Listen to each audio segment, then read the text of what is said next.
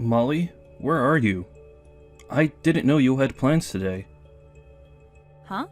Hugo, are you home already? Why are you so early today? Luckily, work ended early today. It's been a while since I was able to come home before dark.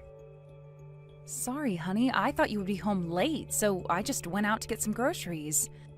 I should have checked with you beforehand. I'll be on my way home soon. I'll hurry so you don't have to wait. Don't worry. There's no need to rush. Be careful on your way home. I don't want you to get in an accident or anything. Thanks, you're so kind. Are you sure you can come home on your own? I can pick you up at the supermarket. The usual one that's a block away, right? I don't want you to carry around heavy groceries. I can be a help if I go pick you up. You should depend on me more when you go shopping. No, it's okay. I can manage myself. You're tired from a day of work. If you're willing to help me, how about you help me prepare for dinner tonight? That would be a great help. Can you prepare the vegetables for the salad? It would also be nice if you could make some soup. The flavor's up to you. Sure thing. I'll do it. But is that it? How about the main dish? Are you going to buy some ready-made meals at the supermarket? Yeah, that's the plan. I thought you might be hungry. I don't want to keep you waiting for the food while I cook. Yeah, but I don't really mind waiting, to be honest. I think we've been eating a lot of ready-made meals recently. We've been depending on food deliveries more than usual, too. Oh, I didn't know you felt that way.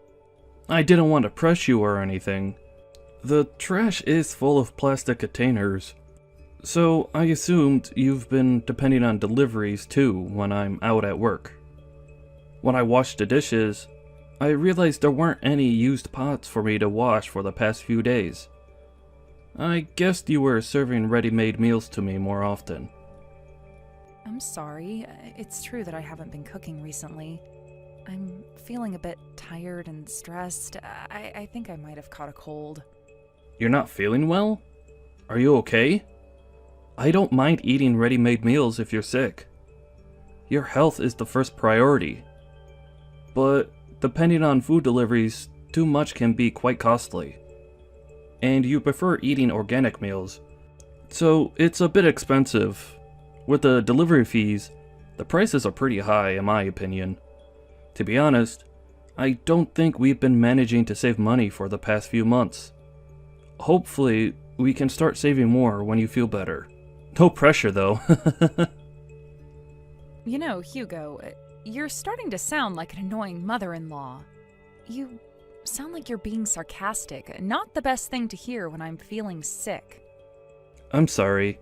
I didn't mean to sound like that. I wanted to make you laugh. Well, I guess you think I'm not doing housework properly. Okay, fair enough. It's not like I think that way. I know you're trying. But it's that I thought you might not be trying hard enough, compared to when we just got married. I'm trying hard to bring home money, so I also want the same amount of dedication from you. I told you I'm sick. I'm trying my best. What can I do? I know, so I'm not pressuring you or anything. I don't blame you. It felt like you were blaming me. You're basically telling me to do all the housework perfectly because I'm a housewife. No, I'm not. You're overreacting. And I'm helping you as much as I can. I try to do housework after I come home from work. The only thing you do is wash the dishes after dinner. You think that helps? I also do the laundry and clean our bedroom. Yes, but only on the weekends. You know I often have to work until late on the weekdays. I'm trying to help as much as I can on the weekdays. I hope you can understand. You keep on making excuses. I've had enough of those. Really? I'm just trying to explain my perspective. No, you're just coming up with excuses. I think my headache is worsening because of you. Okay, if you say so. I'll try harder to help you with the housework on the weekdays. Great, that would be really helpful. Thanks, honey. I'm getting a bit stressed out doing the same thing over and over again every single day. Right. how about we go on a trip together after you feel better? I bet that would help you relieve some of your stress. The last time we went on a long trip was for our honeymoon. I prefer going out alone. You know, enjoy some free time on my own. Going on trips can be pretty exhausting too. I just want some rest. Okay. Sorry, it's very kind of you though. No problem. I understand. Spending some time alone once in a while is important. I'll make sure to prepare some salad and soup before you get home. Take your time shopping for the groceries. Thanks, Hugo. I'll be home in about half an hour. Molly, can I talk to you for a minute? Sure, what's wrong? Where are you right now? At home? Obviously, where would I be other than our house? I thought I told you I'll be at home today resting because I have a bad headache. Actually, I'm at home right now, but I can't find you anywhere. Just tell me the truth. I know you're outside. Huh? Why are you home? I thought you would work today. It's none of your business. It's my house. I can come home anytime I want. I'm sorry, honey. I'm actually at the hospital. Why did you just lie to me? I was about to head home after having a quick checkup. I would be home real soon, so I thought it might be easier if I just told you I was at home. Nothing serious, okay? Calm down, honey. I'll pick you up then. Which hospital are you at? The big hospital down the street or the local one near our house? Don't worry, I'll be fine alone. I'll take the taxi. Are you going back to work soon, or did you get the whole afternoon off? Molly, I know everything. I know you're cheating on me. What? You've been acting weird lately. Something must be going on. I told you I was sick. I wasn't feeling well. I tried to believe you at first. It made sense. But something felt off. It was as if you were hiding something. You seemed to be outside when I was at work. And you've been buying new clothes behind my back. It was pretty clear that you weren't sick. I've never told you before, but I came home during the day to check on you once. You told me you were home, but you weren't. Just like today. I see. I found the hairdryer, hair iron, and your makeup all over the place at the sink. You must have dressed up to go to the hospital, huh? I want to look presentable no matter where I go. I want to believe you, but I can't. I can no longer trust anything you say.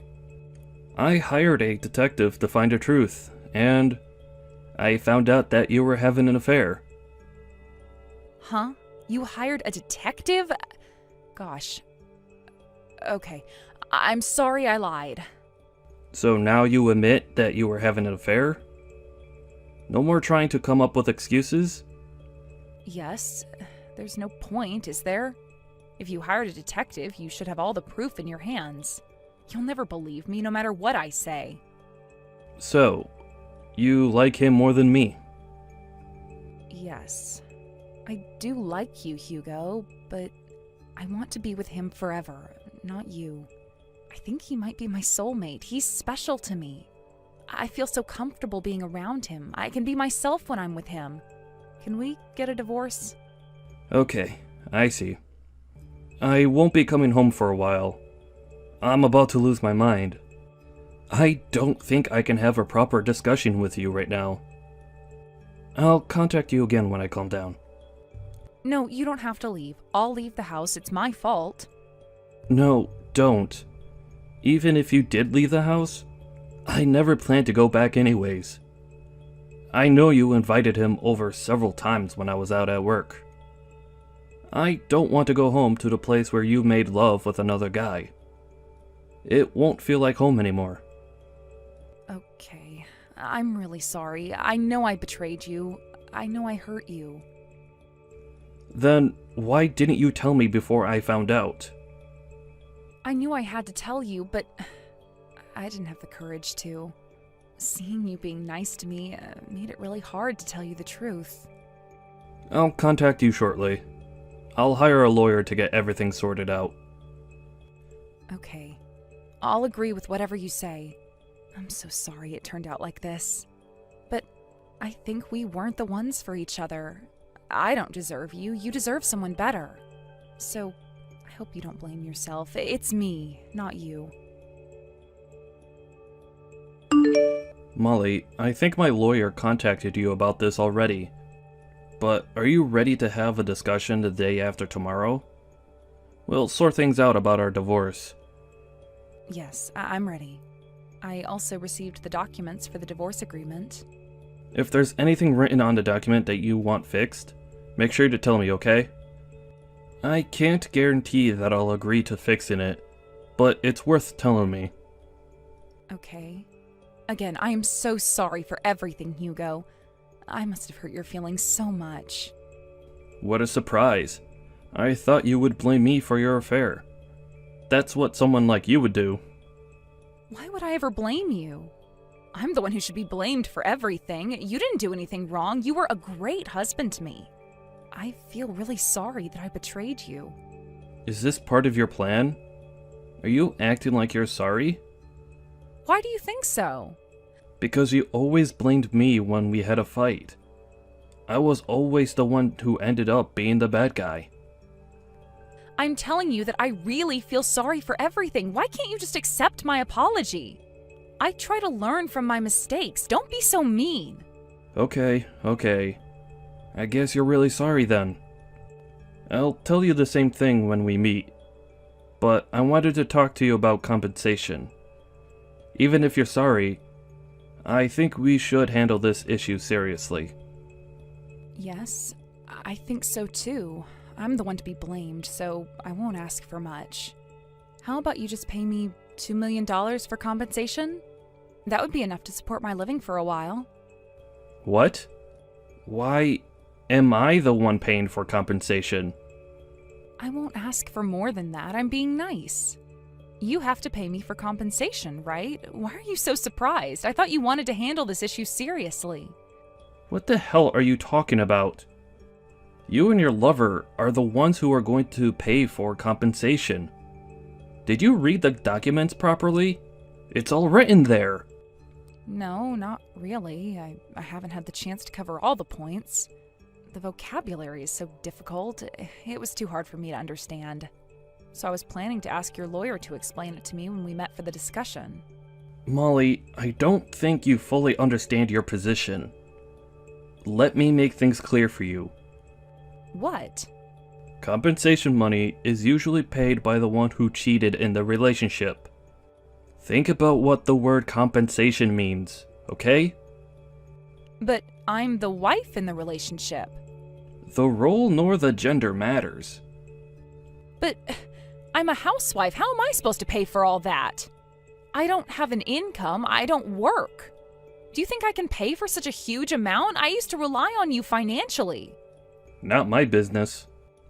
I guess you'll either have to go in debt, divide the amount to pay in the future, or ask your parents to help you out. What? Are you serious? Hugo, do you know the law? Yes, and I'm telling you this based on what I know about the law.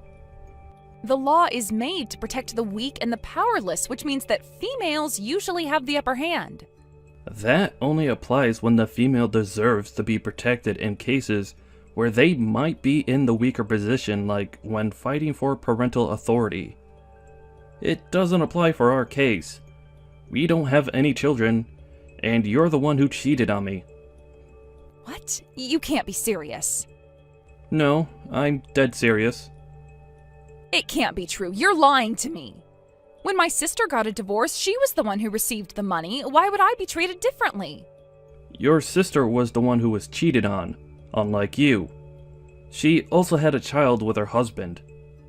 Of course, she would be the one to receive compensation, inheritance, and child support. She didn't do anything wrong. How about me? You won't be receiving any money. I've been telling you this so many times already. We've only been married for 2 years. We don't have that much that we owned as a couple, so that means we don't have to worry too much about property and how we're going to share it. If you can't pay for compensation, I guess you won't be receiving your share. I doubt it would be enough to cover for all the compensation money, though. It's gonna be a pretty huge amount. Are you serious? Am I really gonna pay you? How much am I supposed to pay? I plan to ask you for $2 million and $3 million from your lover. I think I deserve at least that. And for your information, it's all written on the document, so you can check that too. What? That is so much money. I can't pay such a huge amount. I don't have enough money. I guess we'll have to discuss it in person when we meet for the discussion. Okay, it might be easier if we can talk about it directly. Can I ask you one thing? Are you sure you're not trying to take advantage of me? Of course not. I'm just taking the necessary steps for our divorce. If you can't believe me, go ask someone else. No matter who you ask, they'll probably say that you're the one who should pay for compensation in this situation. They'll be crazy if they ever tell you I'm the one who should pay. Okay, I get it now. Hey, Hugo, you still haven't gotten home, right? Yeah, I'm on my way home. Is there anything wrong? I was thinking, maybe we can meet up privately? There's something I want to talk to you about. Why? We just had our discussion about our divorce with my lawyer. You told me you would bring your lawyer with you next time, and postpone talking about some points regarding our divorce agreement. And we decided to have another discussion again with both of our lawyers there. Yeah, that's right, but I wanted to talk with you privately. No one else, just us. There's no point for us talking about it privately. I don't want to fight over whether we said something or not. It's better if our lawyers are there to prove what we decided on. It would go smoothly if we have our lawyers with us when we talk. No, it's not like that. I want to talk about the divorce itself. What? I spent some time thinking about us and our divorce. Then I realized that you're the one who took the best care of me, Hugo. I don't think anyone would be as nice to me as you. I know I'm being selfish, but I really want us to get back together. What made you change your mind so suddenly? Is it because you don't want to pay money for compensation? No, that's not the reason. It's not that. Then why would you suddenly change your mind? I told you I gave it some deep thought, and I also decided to get a divorce after giving a lot of thought. This is my final decision. But I know it was difficult to decide to get a divorce. I know it was a hard decision for you too. Yeah, obviously. We had our good times. I do have some good memories with you. I think we really should get back together. We both feel the same way. We'll definitely regret it if we get a divorce now. Not me. What? I can never forgive you for the fact that you cheated on me. I don't think I could ever trust you again. We can't rebuild our relationship after what happened. Why? What do you mean, why? I really loved you. There's no way I can get over the fact that you betrayed me. Even if we did decide to get back together, I'll always remember that you once cheated on me, and I wouldn't be able to trust you. The scar in memory would always be with me for the rest of my life. Being with you would remind me of your betrayal. I regret everything I did to you. Can you please forgive me? No, I don't care if you regret it or not. My decision is final. No, I don't want to get divorced with you. Then why did you cheat on me in the first place? Because I felt lonely. It's not like I always came home late on the weekdays. I also tried my best to spend time with you as much as I can on the weekends. I prepared dinner for you when I had time to help you with housework. I loved you, and I cared for you. I know. For a housewife like me, there's a lot of time to spend alone, and it gets really lonely sometimes. But you can't just cheat on me because of that. I'm sorry. I thought you told me that you enjoyed spending time with him more than me. You said he was your soulmate, right? It was all a misunderstanding. Huh? It's true that he spent a lot of time with me, but he's broke. He promised me that he would find a stable job once we got together. But once he knew that you were going to make him pay for compensation, he went back to his hometown without telling me. So you were dumped by your soulmate, and now you want to get back together with me? I was planning to dump him too. You have to be kidding me. You can't be serious. We will definitely get a divorce. Make sure to bring your lawyer to our next discussion. I can't wait any longer. I really don't have money right now. None of my business. I don't care. My parents and even my sister think I'm stupid. There's no one I can depend on. You're the only one who understands me, Hugo. You have to help me out. I don't think I understand you at all.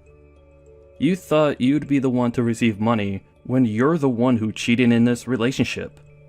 I have no idea what's going on in your head. And now you want to get back together because your lover dumped you and ran off to his hometown. I've never felt so disgusted towards a person. Don't let me down, Molly. I'm so sorry, Hugo. No matter how many times you apologize, I will never forgive you. I promise not to let you down. I promise I'll never betray you, Hugo. I will do all the housework perfectly and never complain. I will listen to whatever you say and follow your orders, so please. Okay, then pay me compensation money. And get out of my face. I never want to see you again. Hugo, please. I still love you, Hugo. You're the one who started it. You cheated on me and betrayed me. If you really loved me, I doubt you'll ever cheat on me in the first place. I'm sorry. I'm so sorry. Please. Please don't dump me. You're the one who dumped me first. And remember, you told me I deserve better. You said you don't deserve someone like me. And now I think so too. So, don't blame yourself too much. You'll be fine alone. I struggled to get a divorce with her. She resisted in the process, trying to cling on to our marriage. But her parents came to pick her up shortly after, afraid that she might cause even more trouble to me. Fortunately, our divorce was officially accepted, and I'm finally free from her. She obviously did not have enough money to pay for compensation, so she sold all of her share of property, and her parents are paying on her behalf for the rest. Like what she said, her lover did not have a job, so there was no way he had enough savings to pay for compensation. So his parents made him go into debt and take responsibility for his actions. I bet they'll have to work so hard in order to pay back their debts, but I honestly think they deserve it. Now my ex-wife lives at her parents' house, but her family treats her like she's trash. She lost trust from her family after she got a divorce because of her affair. Her parents told me that they'll kick her out of the house once she finishes paying them the amount they paid me on her behalf. I bet she's being treated very harshly because she's been contacting me through her lawyer several times about getting back together. There's absolutely no way that I'll forgive her for betraying me. So I've been ignoring all of her messages. I've received everything I wanted from her, so I plan not to see her ever again. Well, that's what I hope at least. After I successfully got a divorce with her, I moved into a mansion designed for singles. I still haven't been able to completely get over the fact that I was cheated on, but I do feel more free and refreshed than when I was suspicious that she was cheating on me. The only thing I have to do now is to heal. I guess it might take some time, but I plan to take my time and slowly recover with a positive mindset.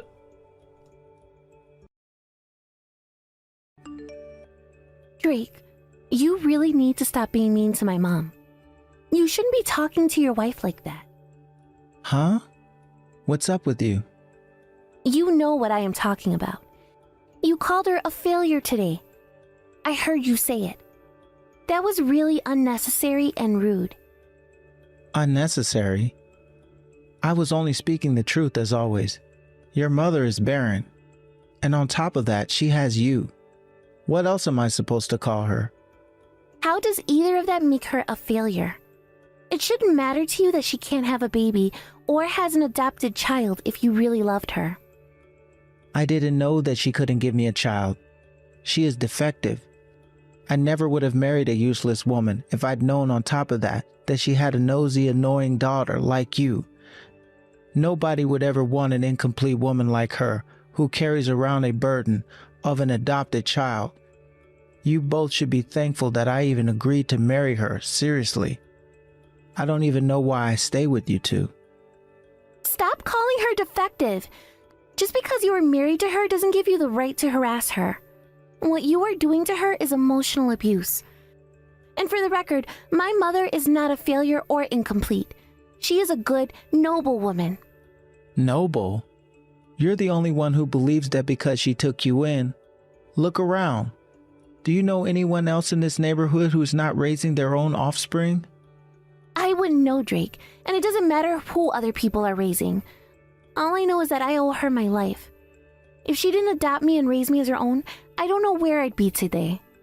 So yes, I believe that she's a strong and respectable woman because she changed another person's life forever. You think you and your mom have a great story?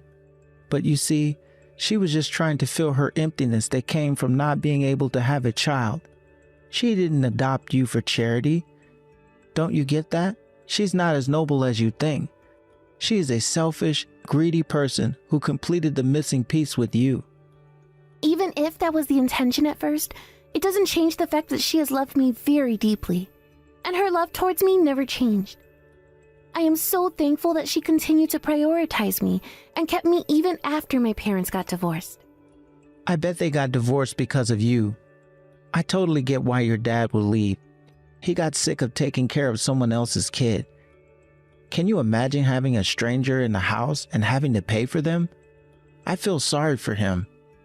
I was not the reason why they got a divorce. They parted ways because they started to have major differences in opinions. Yeah, I know. Your dad began to wish for his own child, right? He got sick of taking care of you instead of his own. This is why he married another woman and had a kid with her. You see, it's human nature to want an offspring. Your mom may have been satisfied with you, but you were never enough for your father. If that is what you want to believe, feel free. But I am not upset about my parents getting a divorce, no matter the reason. They were hurting each other by staying married. I am glad they separated. It was the better choice for all of us. Glad? You're saying you're glad that your dad is out of the picture now? Wow, what a cold-hearted person you are. I guess it doesn't matter for you much because neither of them are your real parents. You say you owe them, and yet you don't care about them getting divorced. What a hypocrite. That is not what I am saying. It was painful to see my parents hurt each other, that is all. But yes, I am happy that my dad is out of my mom's picture. He was starting to hate her, but they prevented that by getting divorced. My mom and I were happy with just the two of us, until you came along. Jeez, don't make it sound like I ruined it. I didn't even ask her to live together. It was her who asked me, remember? She's the one who asked to marry me, and I was nice enough to say yes.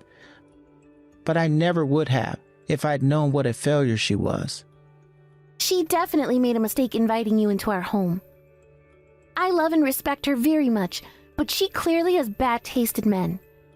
She always falls for the wrong one. How rude of you to say that. You have no respect for your father. Don't they teach you in school nowadays? I do not consider you my father. In fact, I don't think I ever will. I don't even want to accept that you are my stepfather. Well, you know what? I hate brats like you too, So I don't consider you my daughter either. You are such a pain in the ass. Stupid teenagers. You think it's cool to be rebellious? I'll be as rebellious as I can be to protect my mom. I know what you want from her. You're only after her money. There's no way you love her. You don't even care about her. Like you know anything about love. You are a child. You don't have any experience with men, do you? I may not have experience, but I can tell the difference between love and bad intentions. You only have the latter, I can tell. You are using her. You know that she is too kind. It's hard for her to say no to dependent people like you. She developed this feeling of wanting to take care of you so that she can help you become a better person. You saw it from the start, didn't you? And so you decided to take advantage of that. I know you don't love her. You were just playing along and seeking for the right time to take her money. Don't act like you know anything about our relationship. It's complicated for a kid like you to understand. But if you must, you're forgetting about the part that Mom seems very happy taking care of me. So you should be happy for her, shouldn't you? Me being dependent fulfills her. Don't you think that's a good thing? No, my mom is not happy, at least not anymore. She is in pain again because you talk down on her every day. Plus, you've been taking money from her. She's a giver, unlike you. She gets satisfied from giving to me. So I assure you, she is happy. I know her much better than you do. You just don't like me. That's why it bothers you that she continues to take care of me. Of course I don't like you. It's no secret. I mean, how could I ever like someone who talks to my mom like that? You call her names, degrade her. You even think it's funny. How can you live like that? Have you no shame? So no, I don't dislike you, Drake. I hate you. You are a horrible person. Well, honey, it makes two of us because I hate you too. You are a horrible brat. At least we're on the same page. Yeah, at least we are. By the way, I've noticed that you've been coming home very late recently. If you were seeing other women using my mom's money, I swear to God, I am going to make you regret it so badly. I will not tolerate you hurting my mom any more than you do now. Do you understand? Boo-hoo, I'm scared. Ha ha ha. What can a powerless child like you do to me, huh? Stop trying to act like an adult. You can't do anything to hurt me. Now mind your business, you little brat.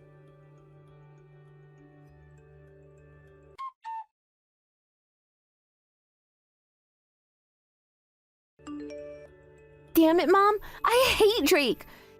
He is so unworthy of you. Why do you waste your time on him? Wow, Jessie. Hold your horse. What happened? Aren't you at school right now? I am, but the teacher is sick, so my class got canceled. I'm in the library right now trying to study, but I am too irritated because of Drake. Why are you so irritated? Did he do or say something to you? Why do you stay with him? You should divorce him immediately. Mom, I love you very much. You are a wonderful, caring woman, and I have a lot of respect for you. But honestly, you have the worst taste when it comes to men. Why do you always fall for the wrong guy? Jessie, you shouldn't say that to your own mother. Or at least, can you not be so frank?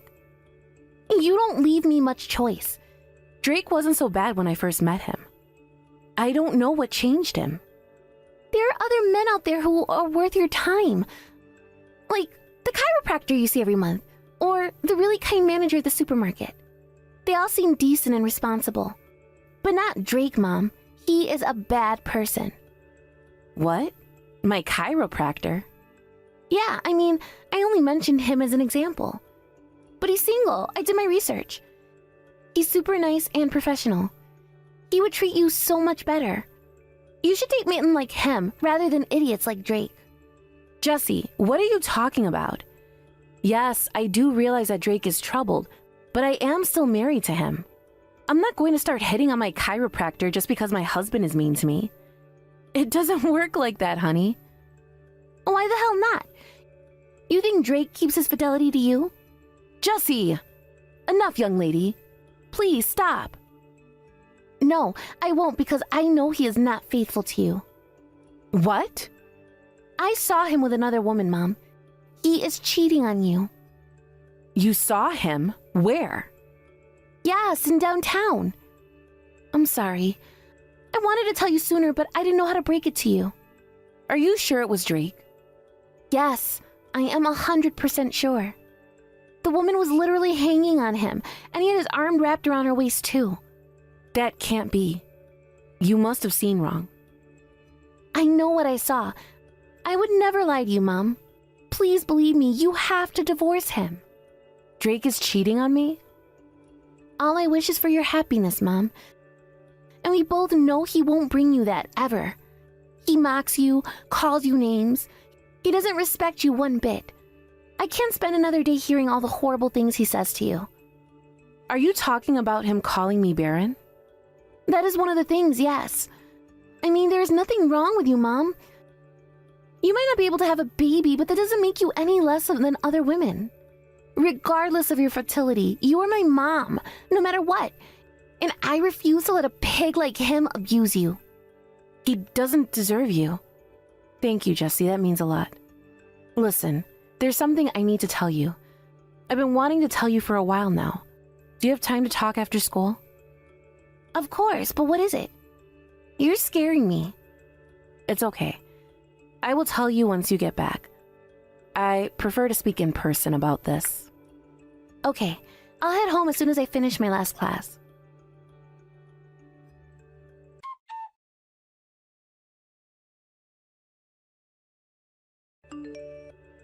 I decided to leave your mother. I'm not coming back to that old shack anymore. You let her know that, all right? Interesting. Why the sudden change? I thought you wanted my mom's money. I knocked up my girlfriend, which is a good thing since I've always wanted my own kid. So I don't need your mom anymore. I am divorcing her. Wow. You knocked your girlfriend up? Yep, that is what I said. I guess this is good news for you though, right? You should be glad that you don't have to see me anymore. I know I am. I get to say goodbye to your ugly, bratty face. So you betrayed my mom, huh? What a jerk. And you were doing this today on purpose, aren't you? Because you know it's my birthday. Oh, was it? I didn't know. Don't lie, you know. You were right there in the dining room when my mom and I were talking about it this morning. You think it's funny to spoil my day, don't you? What a nasty bastard. You really can't get any lower than that. It's only coincidence that I'm telling you today. My girl is about 10 weeks now. So I need to settle the divorce as quickly as possible and remarry my girlfriend before the baby arrives. Oh wow, what a coincidence. You know, my mom is 10 weeks pregnant too. Huh? Pregnant? How can she be pregnant? Well, she is. They'll be born around the same time. How fun. That can't be possible. She is infertile. She can't have any kids. I know that's what you've been saying this whole time, but I guess she wasn't infertile. I mean, she wouldn't be pregnant if she was, right? I don't know what you're trying to do, but that's not possible. Just ask your other father. They got divorced because he wanted a kid, but your mom couldn't give him one, even when she was younger than she is now. So how could she miraculously pregnant after all these years? The reason why they never got pregnant was not her fault. It was his. What? I asked him already. My dad and his current wife tried many times for a baby, but didn't get lucky. So they got tested and found out that my dad was the one with issues. It happens a lot, you know. Men can't have as much reproductive issues as women. What? No way. My parents used to fight because of this issue, which led to my mom to assume it was her fault. But she never got tested, so back then neither of them knew who had the issue. Now we know from both sides. My dad got tested and found out it was him, and my mom is also pregnant, which proves she was never barren. Are you being serious? She is actually pregnant? I never imagined that would happen with her. But wait, Is the baby even mine? We both knew you were going to say something like that. My mom got a DNA test as soon as she reached the minimum requirement of 7 weeks. The baby is yours for sure. She would never cheat on you, even if you do, because she is a virtuous woman. Well, so what? I don't care if the baby is mine or not. I am still not coming home. I have already made my decision. We are getting a divorce regardless of her being pregnant or not. Just as a side note, may I ask why you want to get a divorce? It's simple. I choose to stay with the woman I actually care about. I admit it, Jesse. You were right about me marrying your mom for her money. I don't have any feelings for her. I only stuck around because she gave me cash every time I asked.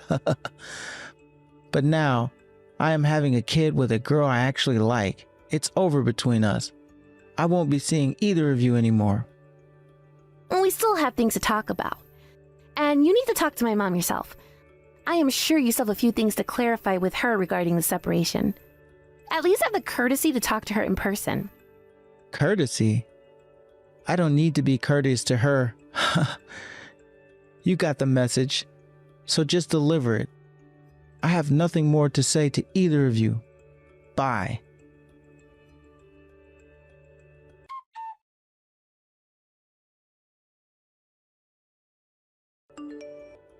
So, Drake, how are you and your girlfriend? I heard that you two are having some trouble connecting. Huh? What did you hear about us? She disappeared, didn't she? You don't know where she is, huh? How the hell do you know? Is there a rumor going around? You know she ran from you, right?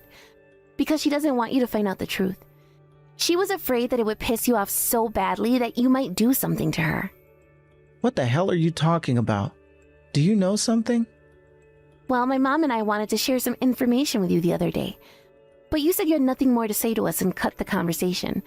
So we never had the chance. You little brat. Tell me what you know about her. I've known that you've been cheating on my mom for a while now.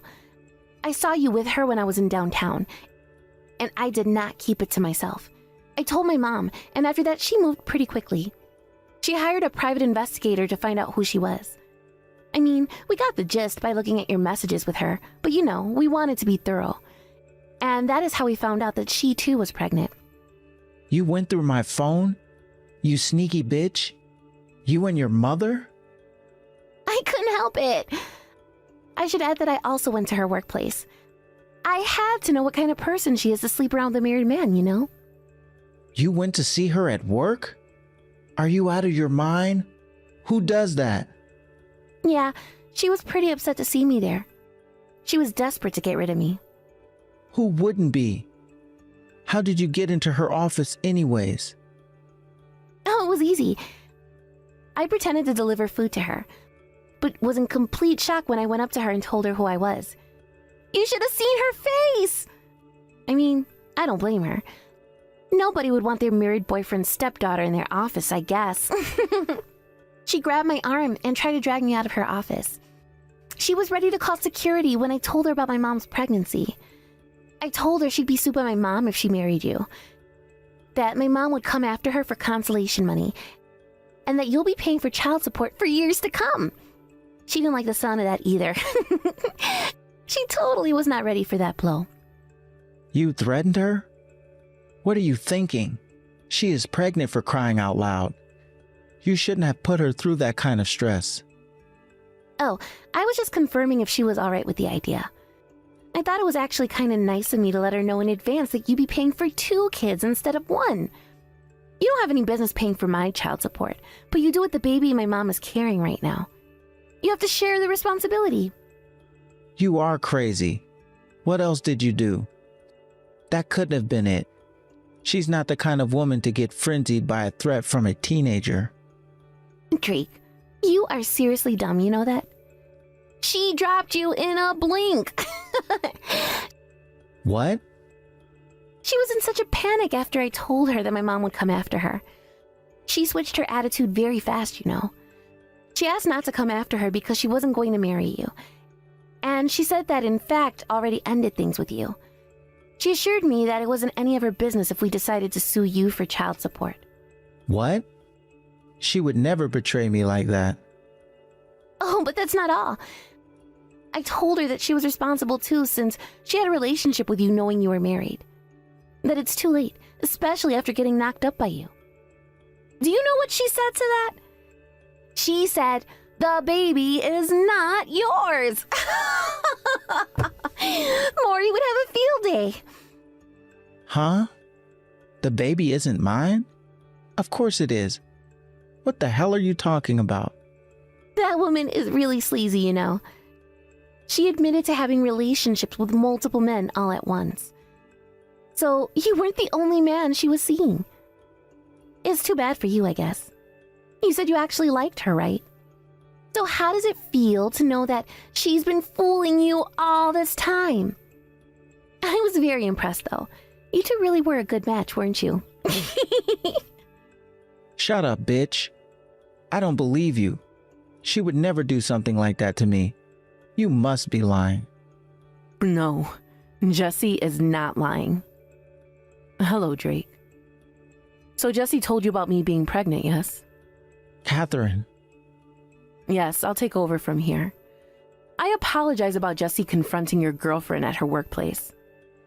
I do think she was being immature to let her emotions take over for revenge. It was a precarious move, but it is nothing compared to what you have done, Drake. Whatever, Catherine. Is that all you have to say to me? Do you know where my girlfriend is now? I actually went to see her too, after hearing about Jesse's conversation with her. I wanted to confirm what she was saying about the child was true. If it was, I wanted proof. So I asked her to take a DNA test like I did. Do you have the results already? What did it say? The baby is not yours. She was telling Jesse the truth. No way. I don't believe it. So I was never going to be a dad? The only person pregnant with your child is me.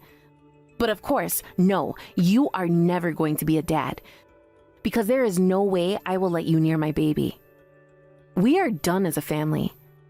We are getting a divorce, just as you wished. Wait a second. You can't decide on your own. I have the right to be part of their life. It's my child too. The child will be better off without a father like you. I will raise the baby as a single mother. I will be just fine, especially since I have a thoughtful daughter who is always happy to help me. The baby is mine too, not just yours. Do I have to remind you how you treated me these past years? You took advantage of me and discarded me like trash as soon as you found another woman. What sort of father do you want to be, huh? You will not come near me or the baby.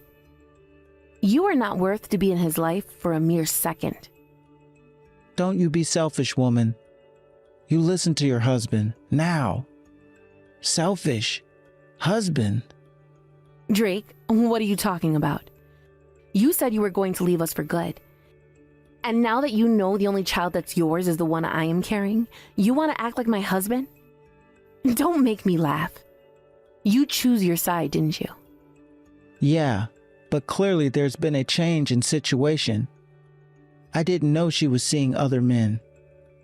Well, I hate to tell you, but you can't undo it anymore. You said you prefer to stay with the woman you actually like. So even if the baby is not yours, and even if your girlfriend has no feelings for you, you chose her. Suck it up and stand by your own decision. If you honor what you say you do, maybe somewhere along the way you'll become happy. Likely not, but maybe. Are you trying to be smart with me? You think this is funny? Do you? Who wouldn't? Oh, by the way, this is Jessie again. My mom doesn't have anything else to say to you.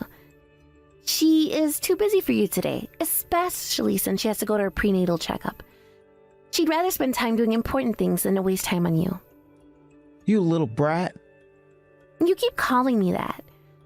Do you not know any other words to insult me? I can think of many to insult you. Like sleazeball, douchebag, dickhead, a personal favorite, prick, asshole. The list could go on. Shut up. You really have rubbed me the wrong way. None of this would have happened if you'd stayed quiet. This is all your fault. My fault? How is any of this my fault? Wow, Drake, you really are unintelligent. You took advantage of my mom, cheated on her, and decided to stay with your pregnant girlfriend. That is where you went wrong. But your girlfriend cheating on you is, well, karma, I guess. No, actually, that too is probably your fault since like attracts like. It's your fault. You're a devil. You should be thanking me instead. I'm the one who found out she was pregnant with someone else's child. If it wasn't for me, she probably would have fooled you for the rest of your life. You would have went on to raise a child thinking it's yours, while your girlfriend laughed inside, amused by how oblivious you were. Would you have preferred it that way? If you say any more, I swear I'm going to hurt you. Aw, I'm sorry. Did I hurt your feelings? Well, join the club. You've hurt my mom and I enough. You know, you called my mom a failure and defective. But as far as I can see, you and your girlfriend have failed life. You two have major defects that will never get fixed. You are missing an important piece in your heart that lets you understand other people's feelings. Without that, you are worthless as a human being. Stop acting like you know anything. You are an evil child. I warned you before, Drake. I told you I would not tolerate you hurting my mom. You thought I couldn't do anything because I am a powerless child? Clearly you thought wrong. You'll never get what you want. You're not worthy to ever become a father.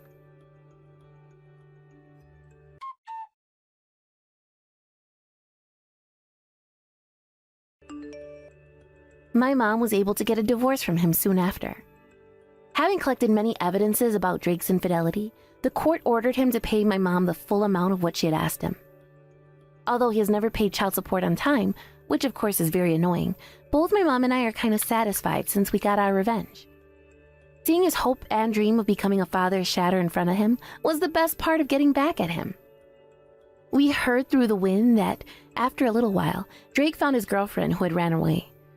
Despite the fact that she was cheating on my mom, I guess he couldn't take that he'd been cheated on too. He confronted her and ended up physically abusing her. As much as I hate her, no man should ever raise their fist to a woman, and for that I feel sorry. He was arrested immediately and sentenced to 2 months in jail for domestic violence. After hearing that story, I felt really relieved that my mother was able to end things with him before it got out of hand. Considering his behavior towards us while he was married to my mom, I wish he was sentenced longer, but at least he got punishment for his stupid actions.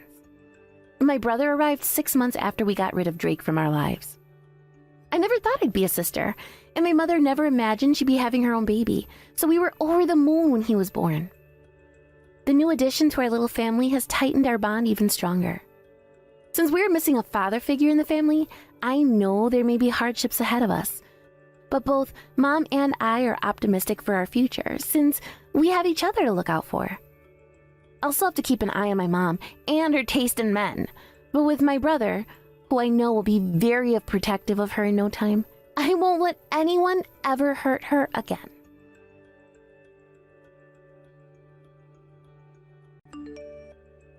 Hey, Chrissy. Is little Finsley asleep already? Hey, Hank. I just got Finsley off to sleep a few minutes ago. I'm lucky. Ah, you kidding me? I was really hoping I could do a video call with him. We haven't spoken at all since I left for my business trip.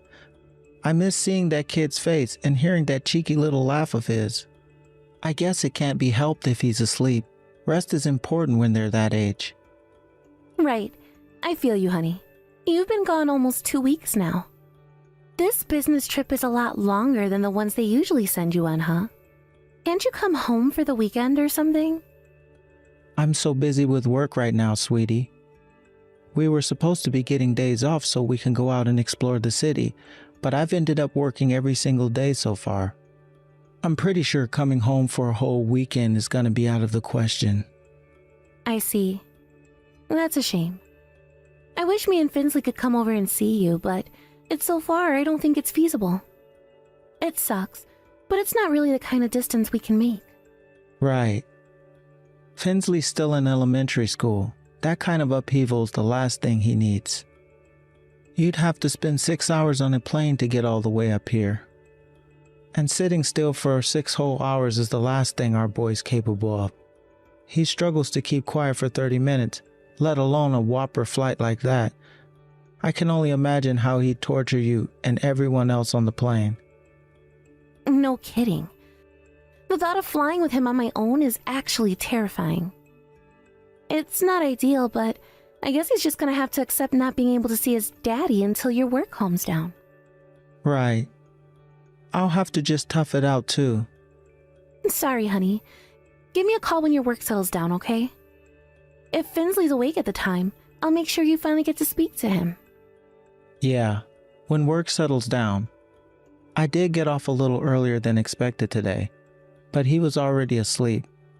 To be honest, I do think days like this might be the exception though. We normally do overtime. Sounds rough. What's life like for you there? Have you settled into a routine yet? Are you eating properly? I'm eating. I haven't had anything other than convenience store sandwiches since I got here, but I am at least eating. God, I can't tell you how much I miss your home-cooked food, babe. How long do you have left? It's about 2 weeks now, right? Do your best to hold out until then. And when you get back, I'll treat you to the biggest, most delicious feast of your life. Now there's an offer I can't refuse. Yeehaw. I can't wait to play with Finsley when I get back. Why don't you ask him if there's anywhere he wants us all to go as a family when I do? We should celebrate the occasion by going on a little vacation. Sure thing, babe. Huh? Chrissy? You just sent me a half-finished message. Oh, sorry. We were talking about going on vacation with Finsley, right? I'll ask him. Great, but what's up? Did something happen? Your message randomly cut off. Oh, it's nothing. My phone's just been playing up lately is all. My battery randomly went down out of nowhere, and the message got sent before I was done writing it. Yeah, that definitely ain't normal. Shouldn't you take it in for repair? The thought of not being able to contact you while I'm on business is a little scary.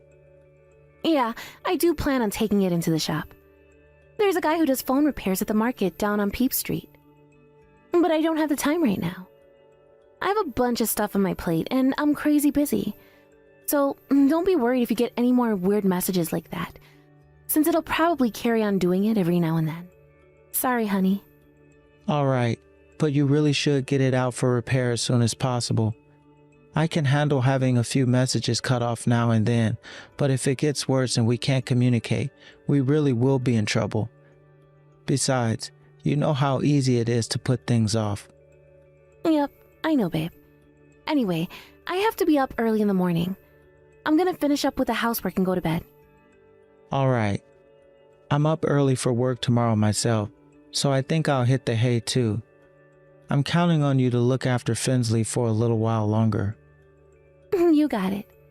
Look after yourself, Hank.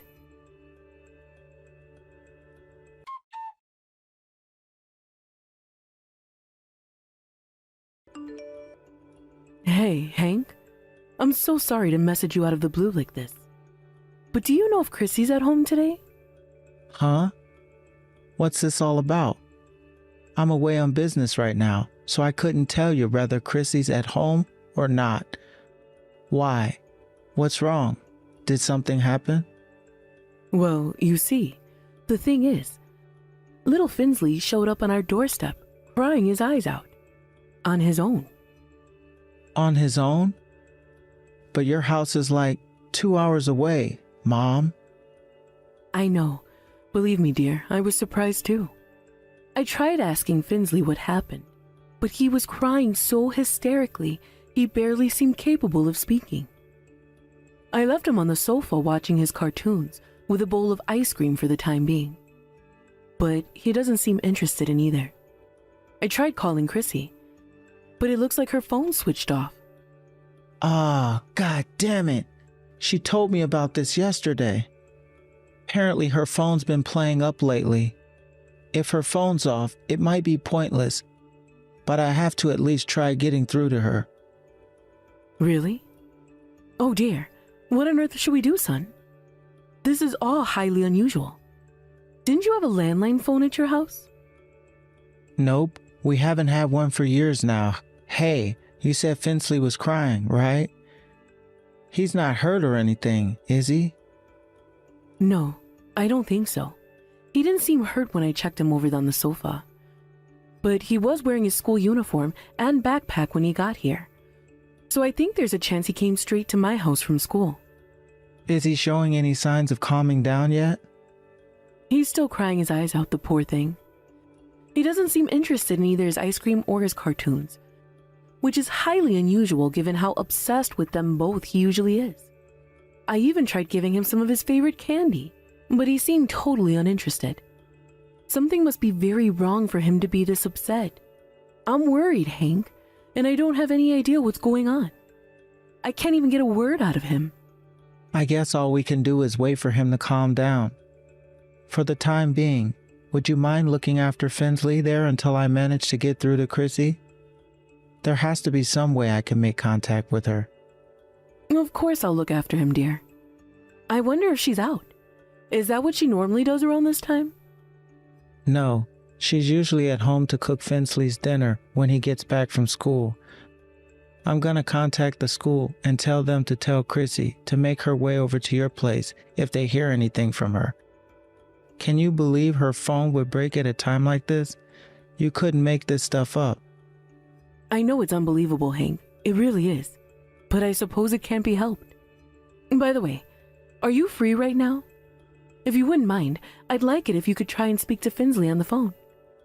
Who knows? He might cheer up when he sees you? Good idea, all right? I'll call you. Let me just go tell my boss I'll be away for a few. Hold on, okay? Okay, dear. I hope your boss shows some consideration towards your circumstances. It's fine. My boss ain't a hard ass or anything. He's actually a pretty cool guy. I'm sure it'll be fine. All right? I'll call as soon as I can. Let Finsley know he can finally see his dad again.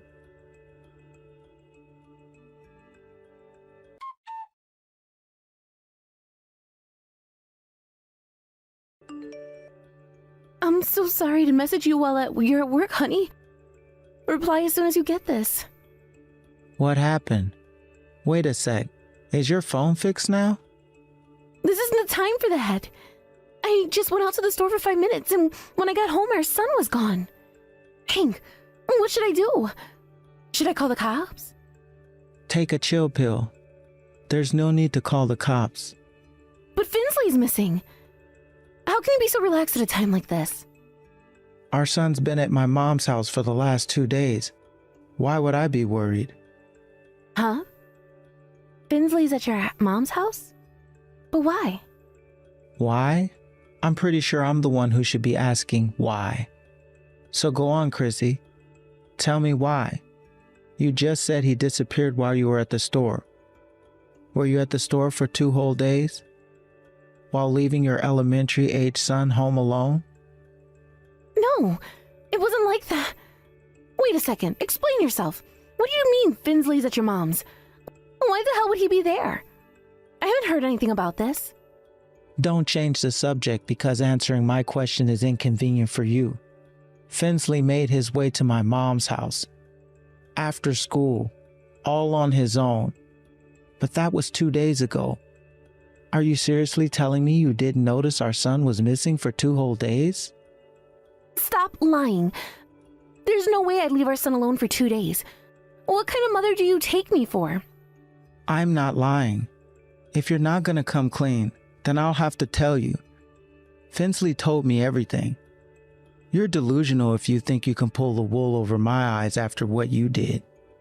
What I did? What do you mean what I did?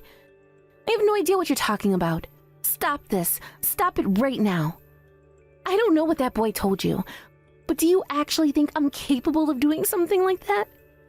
Something like that? That's funny. I didn't actually say anything specific, did I? Something like what? Chrissy? Did you mean prioritizing the guy you're cheating on me with over your own son, by any chance? No, I didn't do anything like that. I don't know what you mean. You do know Finsley's still in elementary school, don't you? If he told you the sky was green, would you believe him? I can't believe you think your 6-year-old son is more credible than your own frickin' wife. All right, so answer me this. Why was Finsley on his own for 2 days straight? If it's just like you say, Finsley is an elementary school kid. It hardly takes a genius to imagine what could happen when you leave a kid that young completely on his own for 2 days straight. There's no way you didn't know what you were doing was wrong. Come on, Chrissy, are you going to answer me or what? Or is this the part where you bullshit me about your phone being broken again? Or is it that you just have nothing to say because you know you're cornered? How exactly do you go from Finsley was on his own to my wife's cheating on me? I've never heard anything so ridiculous in my life. I mean, seriously. I never had you down as being the paranoid type, Hank. I think all this work lately might be making you go a little crazy. How about going for a walk to clear your head? Don't you dare try to gaslight me, you two-timing whore bag. I heard all about how you were with your lover the whole time ever since I left on my business trip. You even invited him over the house. Finsley told me everything. He told me about how you kept going out with Loverboy for days at a time, each time getting longer and longer, before eventually you just didn't come back. No, he was just a friend. Finsley doesn't have a clue what he's talking about. All we did was go for a few drinks together. Or is that a crime in your book too? Should a stay-at-home housewives literally stay at home all the time in your Stone Age view of the world?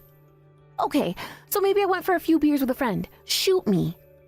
Even if he's just your friend, it still wouldn't be acceptable to leave a 6-year-old kid on his own.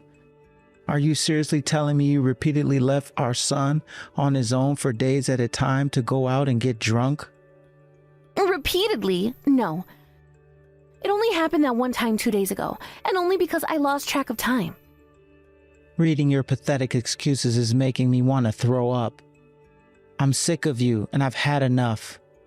Please, wait. Just hear me out for God's sake, Hank. I'm not cheating on you, I swear. I'm begging you to believe me. I just got done handing over the shift at work. I'm heading home now. If you're serious about saving this relationship, then I suggest you come clean about the affair.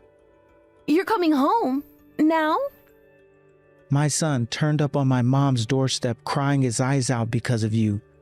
Do you seriously think I can focus on my work in a situation like this? Let me make this crystal clear. You will not try and worm your way out of this by telling more lies. I want to hear a damn good reason as to why you thought it was acceptable to leave our son on his own in that house. If you don't have one, I have no intention of forgiving you.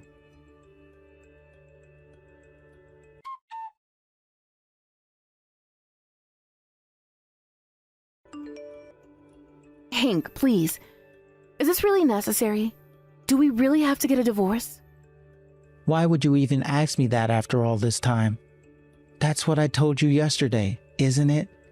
I'd have to be the most insane man on the planet to stay married to you for a second longer than I have to. But I did what you asked. I admitted I was cheating. I thought we still had a chance if I owned up to what I did. How can you demand a divorce like this even though I played ball? You're horrible. I'm sorry about the affair. Please, just give me one more chance. Didn't I tell you yesterday? I have no intention of forgiving you. No intention. Besides, isn't there something far more important than the affair you should be apologizing for first? How can you not understand that?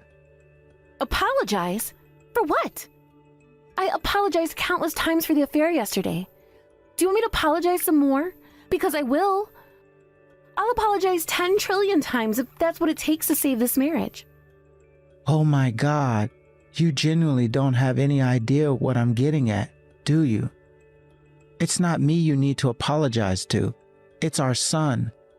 Do you have any idea how much your selfish, despicable behavior hurt that boy? But Finsley wasn't there yesterday, so I couldn't apologize to him. So what? If you're genuinely sorry about what you did to him, you would have at least apologized to him over the phone by now. Sure, I guess I can do that. But what was the first thing you did yesterday when I confronted you? You tried desperately to convince me that you weren't cheating, with lies, lies, and more lies. The only reason you ended up apologizing to me in the end was because you realized your lies weren't going to wash. You haven't shown an ounce of sympathy towards our son. Nothing. You have no right to call yourself a mother. But still, don't you think divorce is a little drastic? Sure, I might have messed up this time, but I worked so hard as a mother and a wife until now. Surely that counts for something, right, babe? You worked hard until now. Bullshit. You just did your best to make it look like you were. I feel like a portion of the blame lies with me, you know? I feel like the world's biggest moron for never noticing what you were really like this whole time. But you're a unique category of low-life scumbag. Oh my god, Hank, stop it. Just stop it already. Why do you have to act like I'm the bad guy here? Isn't this a little unfair? What choice did I have? I was so busy and stressed with Finsley and the housework all the time that I felt like I was losing myself, forgetting who I was. So you cheated on me? Is it really the end of the world? I was a full-time mother and a stay-at-home housewife. It's hardly a surprise that I needed to let my hair down every once in a while. Are you seriously saying you can't find it in your heart to forgive me for that? I don't think there's anything wrong with letting your hair down. The problem is that what you did far exceeds that. What exactly did I do that was wrong? You said it yourself. Finsley's still a little kid in elementary school. So what? You wanted to let your hair down. You worked so hard until now. What's your goddamn point? You think working hard gives you a license to abandon your son? You think it gives you a license to prioritize your goddamn lover over your own child? Like I told you, I was tired of being a mom. I was at my wit's end, Hank. Do you know how hard it is to be a mother? No, I don't. And I never claimed to, nor do I deny that it must be a very stressful job. But just because being a mother is stressful doesn't mean that you can just stop as soon as you get tired of it. You had no right to neglect our son like that. It's not like I did it because I wanted to neglect him. I left him some food in the fridge, and I told him to make sure to lock the doors at night. So what? You want a medal? None of that justifies leaving him on his own for 2 freaking days. If you lack the self-awareness to realize, allow me to tell you, you lost the right to call yourself a mother the moment you abandoned our son. You neglected him in favor of the guy you were cheating on me with. No, please. I was just de-stressing, decompressing. I was never serious about him. What kind of mother decompresses by subjecting her own son to extreme emotional trauma? You destroyed our family irreparably beyond all recognition to satisfy your seedy, selfish desires. Do you really mean it, Hank? Are you really gonna divorce me over this? Surely you can find it in your heart to give me one last chance. A family can't be repaired as easily as a smartphone. There are no such thing as second chances in broken families. I want you to do one last thing for me and your son before we part ways forever. I want you to take responsibility for destroying our family.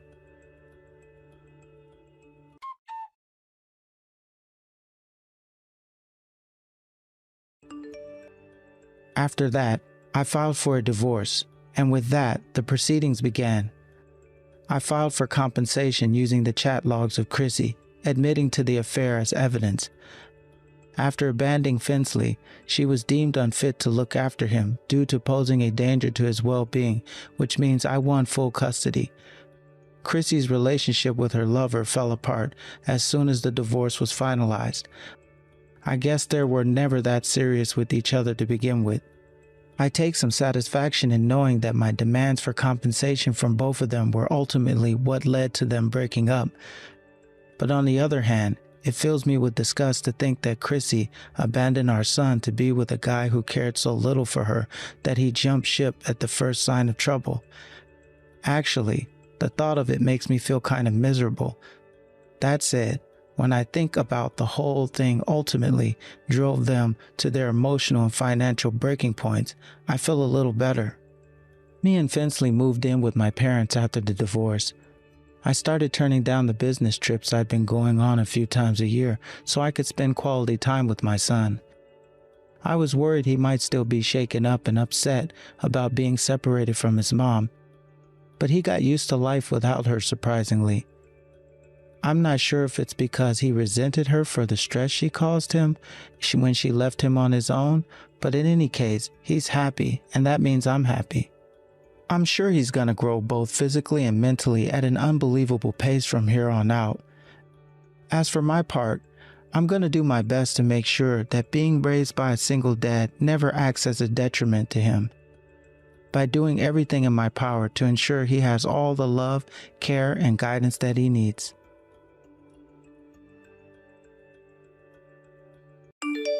Hey, Letitia. I really appreciate you coming to see me at the hospital earlier. I feel so much better after seeing you. You don't have to thank me, silly. You're my husband. Of course I'm gonna visit you in the hospital. Anyway, you'll be getting discharged before long, right? It made sense for me to pick up some of your stuff, so we're not left dragging everything back to the house in one go. Sure, you say that, but you've been to see me every single day without fail since I got admitted, right? I'm super grateful, but you really don't have to come if it's ever too much hassle or if you want a day off. Like I already told you 1,000,000 times over, honey pie, you don't have to worry about me one bit. If anything, I'd feel worse by staying at home. I'm on my own in that big old house after all. Going to the hospital means I get to see you. I'm much happier that way. I'm really happy to hear you say that, babe. You're my rock. But I can't deny I feel like I'm causing you a huge inconvenience. Sorry I'm so sick all the time. You worry too much, Matt. You do realize all the anxiety is gonna slow down your recovery, right? Take a few deep breaths and chill out for me, okay? You saying that makes me feel like a real pansy. But you're right. We'll all be back at square one if my illness comes back before I get discharged. Right? And while you may be getting discharged, that doesn't mean you made a full recovery yet. Yeah, right. They've told me I still have to carry on visiting the doctor every week for checkups after I get out. Actually, they said I'll have to keep visiting for checkups for the rest of my life. Well, life isn't that all more of a reason to prioritize yourself and your own needs right now. I'll never be able to relax if I'm thinking about you fretting about me from your hospital bed. You're right. I'm sorry, babe. To tell you the truth, I had a message from the boss about work. I think it must have gotten to me a little. About work? What was it, sweetie? He did guarantee your salary would be covered for the duration of your hospital stay, right? Yeah, that hasn't changed. But like you just said, it's not like I've made a complete recovery, right? My condition is bound to have at least somewhat of an impact on my work performance going forward. I mean, yeah, sure. I guess it is. Will that be a problem for the company? Your boss wouldn't fire you or anything, right? Thankfully, I won't be getting fired. I think it's actually pretty unusual to lose your job over illness these days. If anything, employers have to tiptoe around the issue due to the threat of lawsuits and media campaigns. And unfortunately, I'll be getting discharged and blowing this joint real soon. That's true. So anyway, are you gonna get to it? The suspense is killing me here. What did he say? I'm not gonna get fired, but it'd be naive to think my condition wasn't gonna have at least some impact on what I'm able to contribute to the company. I won't be able to carry on pulling in the same numbers as I have been until now, after I go back. Business as usual ain't on the table. Which is why he said it's unrealistic for the company to keep my employment status the same as it was until I got sick. He said I should prepare myself for a department change when I go back. A department change? Does that mean your work environment will be pretty different to the one you've spent all these years getting used to? Yeah, it means the contents of my job description and the work that entails on a day-to-day basis will be pretty different. He said he made the decision with an emphasis on reducing the physical burden on my body. So I think they're doing this out of consideration for me. However, in proportion to my job getting easier, my salary will, well, you know. They'll be reducing your salary? Yeah, even still, it's not the end of the world. We'll still be able to get by. That I'm certain. I do think it'll be difficult to maintain the same standard of living we've had all this time, which is why I'm considering finding a new job. A new job? But you work so hard to get a spot with these guys. You work for one of the world's most prestigious companies, Matt. Is this really a good idea? Sure, but what good is working for a famous company if it's not reflected in my monthly take-home? Anyway, I've already found something that looks pretty promising. They seem to understand my current situation and are willing to accept the physical limitations I'm dealing with. To be honest with you, it doesn't look bad at all. What do you think, babe? If you think it's what's best, then I support you. I respect your opinion and know you wouldn't take on a decision like this without considering this ins and outs of it thoroughly and carefully first. Really? Thanks, babe. This is why you're my rock. That said, there are some good aspects to working at your current company, right? I just hope you'll take that into consideration when you finally decide on something. You have time to do that, right? I hope you wouldn't be so hasty as to rush to a conclusion with something like this. Yeah, of course. I'm gonna have a long, hard think about it. You give me the strength to keep fighting, Letitia. Thank you so much. I'm your wife, silly Billy. It's the least I can do. Anyway, sorry, sweetie. I'm heading out for a spot of grocery shopping soon, so I'll have to shoot now. Got it. Take care on the way.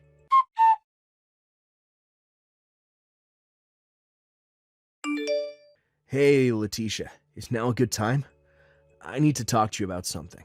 Sure, I'm not too busy right now. What is it? Listen, babe. The thing is, I spoke to someone from work today. I've reached a decision on where to go from here. I did mean to tell you this when you came to visit me. Do you have some kind of urgent business today or something? Oh, my bad, sweetie. I totally forgot to message you. I'm sorry. I went out with a friend today. Sorry I couldn't come to see you in the hospital. No, it's fine. It's not like I'm upset with you or anything. If anything, I'm kind of pleased. I felt guilty about you spending so much of your time coming to see me.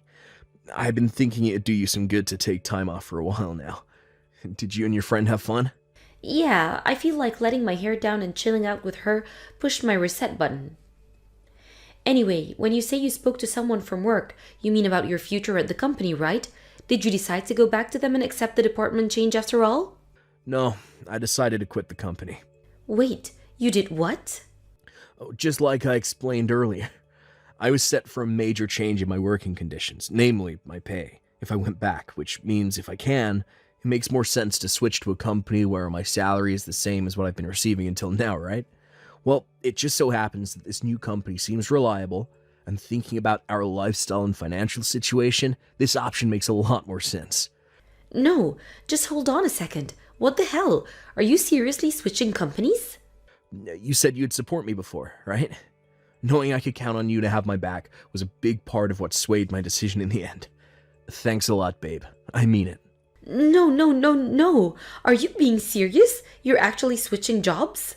I can't freaking believe this. You work for one of the most prestigious companies in the world. How could you willfully throw that away? Have you lost your mind? Letitia, reason with me for a sec here. You're the one who's been telling me you want kids for ages, right? How can I accept a pay cut of the kind my boss was pitching to me, while thinking about the prospect of us having kids one day?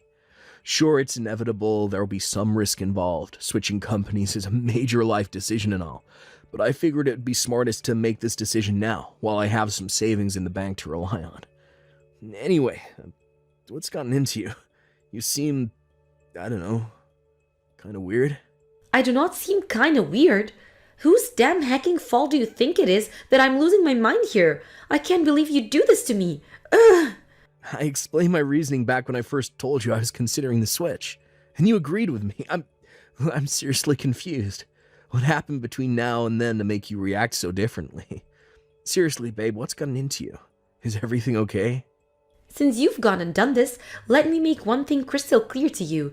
The only reason I married you is because you worked at a famous major company. What? Wait, what? Is my phone bugging out? This can't be real. Obviously. Do you seriously think I'd ever marry a dull, boring, mediocre, unimpressive wet noodle of a man like you if you didn't work for that company? I get it. You're screwing me around. This is a joke, right? Like hell it is. I can't believe it. To think I finally had a stable, comfortable lifestyle. I got to go on vacations. I got to buy nice clothes. I got to eat at nice restaurants. What the hell is this? You think falling sick gives you the right to quit your damn job? What were you thinking? Why in God's name would a man of your ripe old age willfully decide to become unemployed? Give me a freaking break. Ripe old age? I'm 36, Letitia. Unemployed. I told you I found a new company to work for already. Well then, tell me, Matt, are they as famous as well known as your old one? Will my friends know who they are? The hell? Does that matter?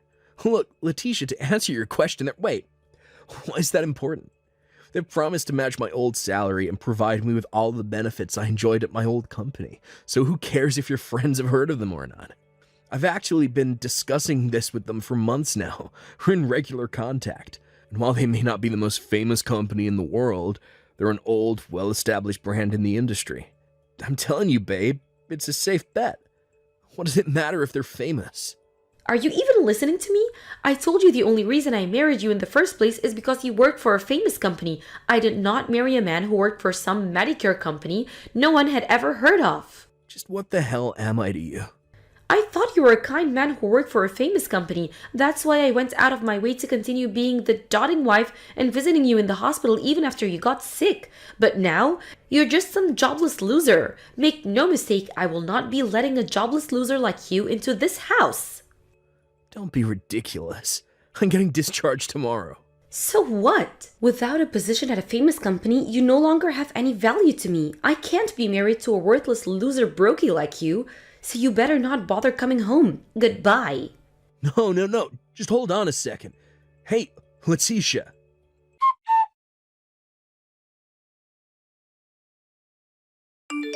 Letitia, I just got discharged from hospital. I'm gonna head back to my parents' house for the time being. Congrats on the discharge. I didn't even ask for any updates on your life, though. I have no interest in you anymore. I take it that means you're serious about everything you said before then. Of course I was. Why the heck would you need further confirmation? I made it abundantly clear how I feel about you, doofus. Fine. Got it. If that's how it is, I have nothing more to say to you either. I want a divorce. Fine by me. In fact, fantastic. If I'd have known what a disappointing failure you were gonna turn out to be, I would have divorced you back when you got your diagnosis. You're a real charmer. Anyway, if we agreed on the divorce, we'll have to discuss how exactly we're gonna do this. Can you make some time? What do you mean how we're gonna do this? I'll tell you exactly how we're gonna do this. We're gonna sign the divorce papers and go our separate ways. Simple. What exactly do I need to make time to discuss with likes of you? I have better things to do. Don't be naive, Letitia. We have to discuss how our assets are gonna be distributed and what to do with the house. We don't necessarily have to meet in person and talk face to face if you don't want to, but we can't move things forward if we don't iron these things out first. Wait a second. What do you mean by what to do with the house? I'll naturally be getting the house, right? Why do you think I kicked you out of it in the first place? How can you one-sidedly make that decision without even discussing things with me first? You take arrogance to a whole new level. Quit being so selfish and reason with me for once. I looked after you when you were lying sick in a hospital bed. If you didn't get sick, none of this would be happening. What's your point? Your only reason for existing on this earth is to provide for me financially, which means you could at least give me the house by way of apology for your despicable behavior. If I don't get the house, what the heck was this whole thing for? Are you being serious right now? I was starting to suspect you might have some kind of personality disorder, but now I think you might actually need professional help.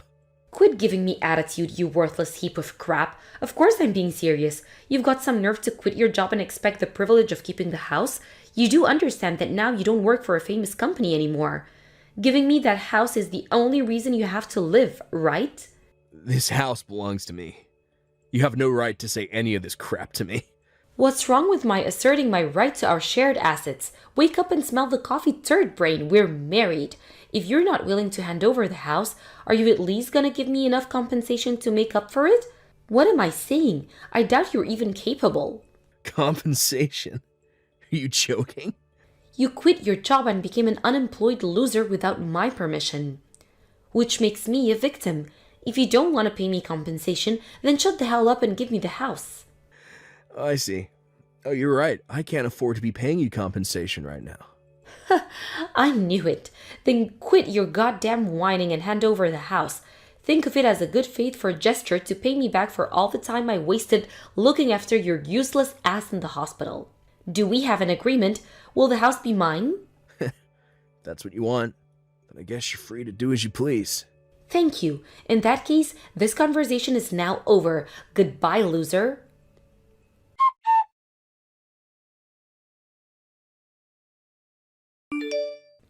Hey, asshole. What's the hell going on? I should be asking you that. Why are you messaging me again? Did something happen? Don't play dumb with me, jerk. Some workmen showed up saying they're here to demolish the house. What did you do? Oh, wait a sec. Was that today? My bad. I must have forgotten to tell you. I had no money after quitting my job, so I sold the land. Which is why I think it'd be best if you got out of that house as fast as possible. What? What the hell are you talking about? This house belongs to me. Who the hell do you think you are? You have no right to do this to me. No. Who the hell do you think you are, Letitia? That house belonged to me since before we even met. I was well within my rights to do whatever I wanted with it. What? But I thought it was part of our shared assets as a married couple. To think you had the gall to sell the freaking land it's built on without even telling me? I'll have you in court for this, asshole. Mark my words. You thought the house was part of our shared assets. You serious? Quit screwing around. I brought that house way before we got married. You're nuts if you think you had any right to it. Huh? Are you joking me? You're messaging me from a house that's about to get demolished. Do you really think I'd joke at a time like this? Did you forget that I brought the house before we met? It was way cheaper than I expected, so I didn't even have to borrow anything from my mom and dad. The whole house and even the land it was built on belonged totally to me. Even if that's true, you're the one who said I could have it. Actually, I'm not so sure that's how it went down. I just said you're free to do as you please. This bullcrap ain't gonna wash with me, asshole. I can't believe how much you've screwed me over. How have I screwed you over? You got sick and quit your job without my permission, then you repay my kindness for looking after you while you were in the hospital by having my goddamn house demolished? How is that not screwing me over? God, you're so petty and small-minded. Have you no shame? What is there to be ashamed about? It's not like I chose to get ill.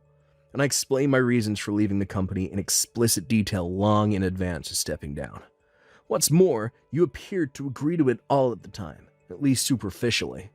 I was only trying to be polite. You were so mentally fragile that I thought the stress of me discreeting you might make your illness come back. I can't believe you're so stupid you actually thought I was being serious. In that case, I guess I do share some responsibility for not being able to see through your dishonesty. But still, I made sure to secure myself a new job before leaving, out of consideration for our future. You're the one who tossed me aside like a piece of garbage the moment you realized my new company wasn't famous. I struggle to see how that makes this my fault. So that's why you're doing this?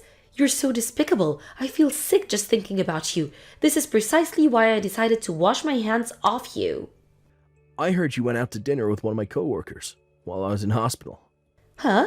I don't know what you're talking about. Me and Vince have always gotten along. He told me about how you kept making these weird sexual advances towards him. Guess you wanted to have a backup guy waiting in the wings in case things with me and you didn't pan out. To think you were actually laying the groundwork for your next relationship before we even divorced. No. All we did was go out for dinner. You think rubbing Vince's leg and saying, "The sausage here looks delicious," before winking at him and inviting him to a hotel is normal dinner time behavior. No, your table manners are atrocious. What's the matter? Cat got your tongue? Own what you did, coward. My sources tell me he wasn't the only guy you were making advances against. Unfortunately for you, every single one of them rejected you, didn't they? Your coworkers have no taste in women. They wouldn't have turned me down if they did. No, I'm pretty sure they would have to be crazy to have an affair with their coworker's wife. Which begs the question, which one of us should really be ashamed? If we get down to the meat and potatoes of why this really happened, it's all your fault for quitting your job and switching to a nameless company for Medicare loser. Not only that, but to be unemployed until starting at the new place, you have no right to complain at me about anything. Oh, the company. Sure, they're not as well as the old one, You have heard of them. They often run commercials on TV. Huh? Besides, they promised to match my salary and working conditions at the old place, knowing full well that I've been in and out of hospital for the last few months, and my working capacity is limited in certain areas. You can't seriously think a small or medium-sized company can afford to make an offer that generous. But you never said anything about any of this before. I tried to tell you, but thankfully you showed me your true colors before I got the chance. They've actually been trying to headhunt me for a while now. This time I decided to take them up on their offer, which is why even through the lens of your shallow, superficial view of the world, my value hasn't changed one bit. You should have told me this before. Listen, fine. I'm willing to forget about the divorce. That's what you want, right, Matt? Right? What? No way. I'm not some fashion accessory for you to parade around and brag to your friends about. Not only did I realize what a vapid, materialistic gold digger you are, but you also tried to cheat on me, which means you'll be paying me compensation. No, wait, please. I was in the wrong. I'm sorry. Will you rethink this for me, please? Think about it. It's not often you find a girl so selflessly devoted to serving you as I was, right? Right? There's still a chance for us to survive this, sweetie. How about you forget any notion of our relationship surviving, and focus on surviving the wrecking ball that's soon to come swinging through the house you're currently trespassing in. You said it yourself. I no longer have any value to you, and you don't need me. It just so happens I feel the exact same about you. That obviously means I see no value or meaning in patching things up with you. Now hurry up, move your gold-digging ass before you get demolished along with that house.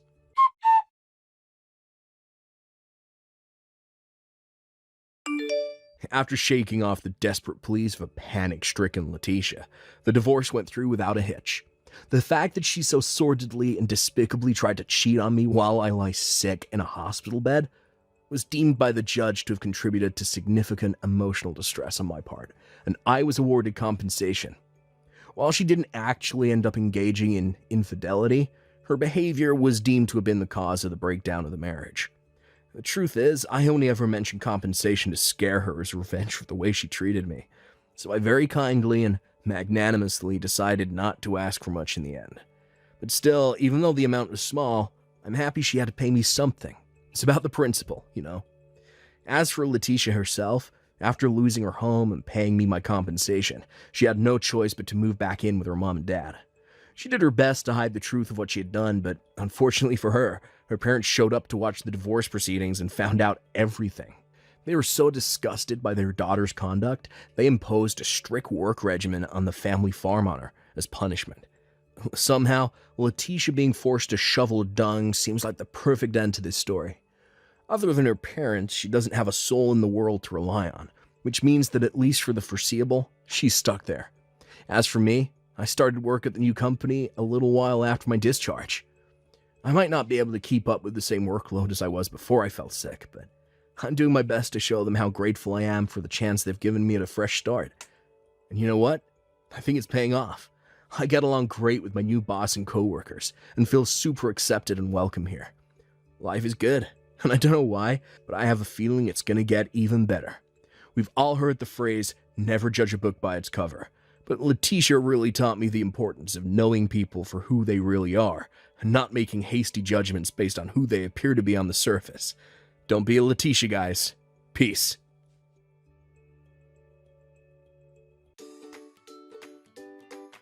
Thank you for watching. Don't forget to hit the like button and subscribe to the channel.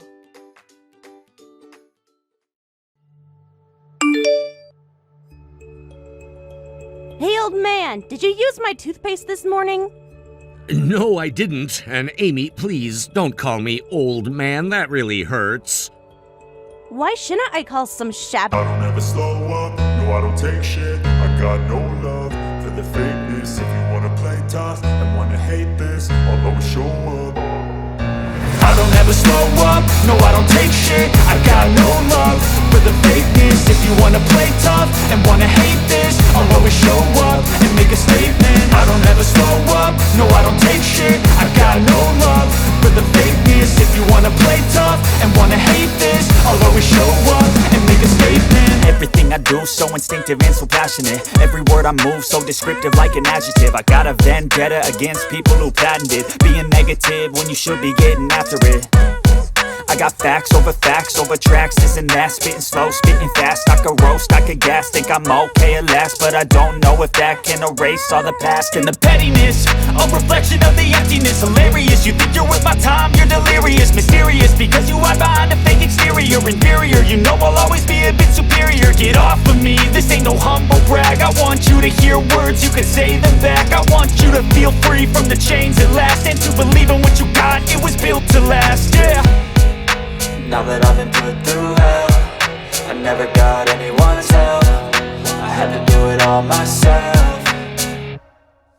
I don't ever slow up, no I don't take shit. I got no love for the fakeness. If you wanna play tough and wanna hate this, I'll always show up and make a statement. I don't ever slow up, no I don't take shit. I got no love for the fakeness. If you wanna play tough and wanna hate this, I'll always show up and make a statement. Gonna learn the consequence of being incompetent. Mental health is confidence, dreams and some honestness. I'm not here to save the day, that's for you to take away. I could play a million mind games, but instead I say something not illogical, something that is topical. Rub it on and watch it go, make yourself unstoppable. Dreams are irresponsible, but they're always possible. If you just believe, you could be so remarkable. Thoughts in my head, a collage and they spread. I'll be great one day, going off of my meds. No, I'm not giving up, no, I'm not giving in. I will make it to the top, taking off in the wind. I gotta make it, I'm saving every day to taste it. I'm patient, but my mind, it can hardly take it. I'm chasing a dream that I've had for several ages. A vacant, modern kingdom for the taking. Now that I've been put through hell, I never got anyone's help. I had to do it all myself.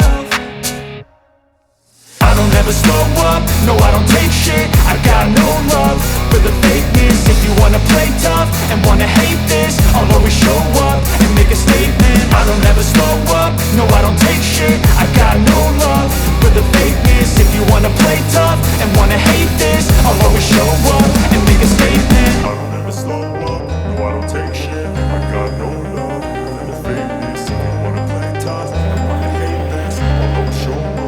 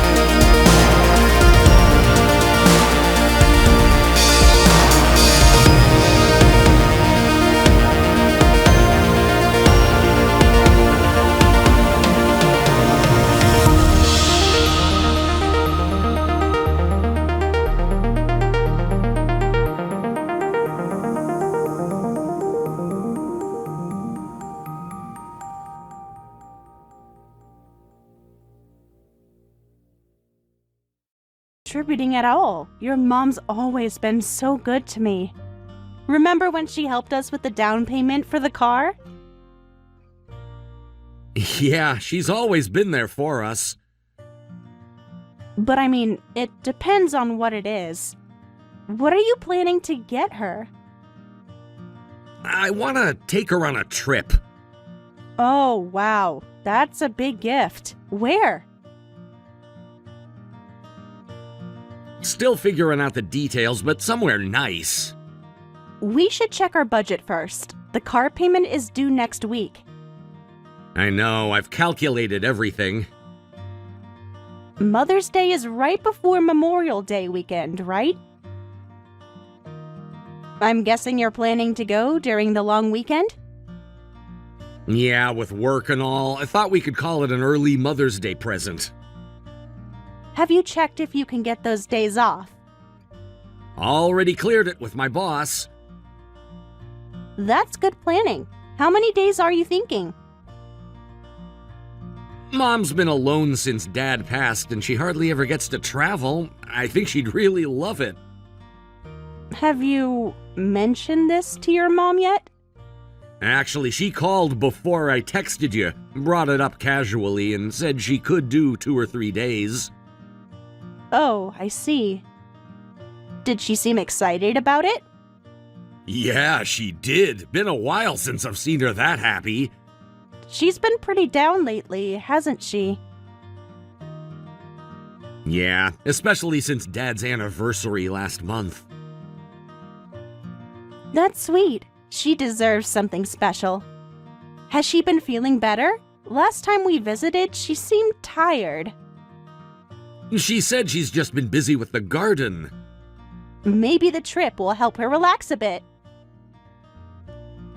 I know it's a lot to ask financially, but I really want to do something nice for her.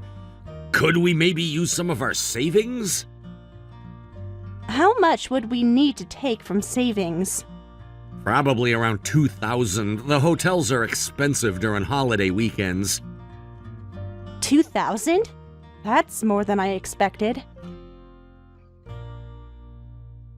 I know, it's a lot. We were saving that for house repairs. We can put that off a little longer, right? Well, your mom has done a lot for us.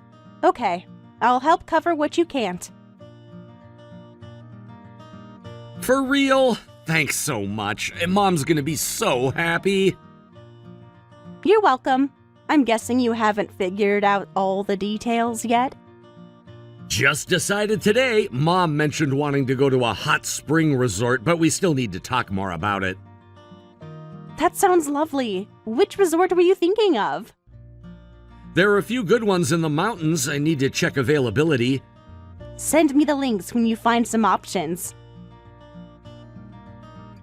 Will do. I'll look tonight. Just let me know when you've got it all planned out. I'll withdraw the money then. Really appreciate this. Sorry for all the trouble, but thanks. But will it be okay? Memorial Day weekend is coming up soon. Most hotels and resorts might be booked already. I'll look into it. Actually, I already have a few places in mind, so I think we'll be fine. Oh, okay then. Want me to help you research some places? No need to. I've got it covered. Are you sure? I'm pretty good at finding deals online. Thanks, but I want to handle this myself. Also, Sarah, sorry, but I was hoping this could just be a mother-son trip. I know it might make you feel left out, but... I get it. Don't worry. It's your first trip together, right? I'm not that clueless. You two should enjoy your time together. Thanks for understanding. I'll make it up to you during the rest of the weekend. Promise? Of course, whatever you want to do. You better. I want to visit my parents too and go somewhere fun, so you have to come with me.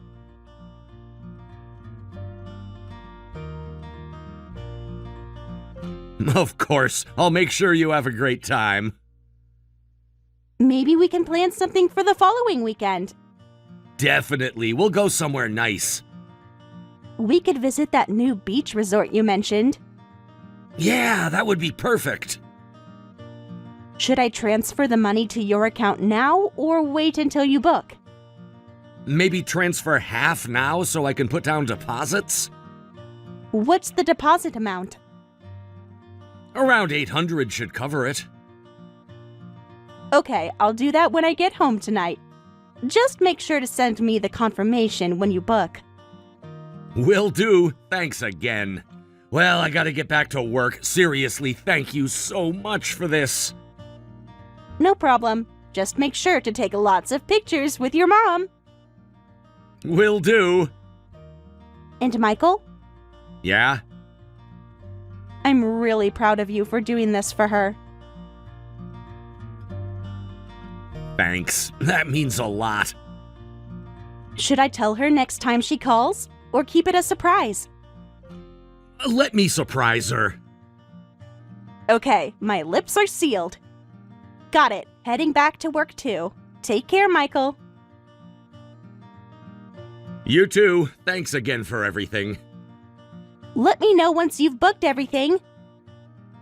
I'll update you tonight.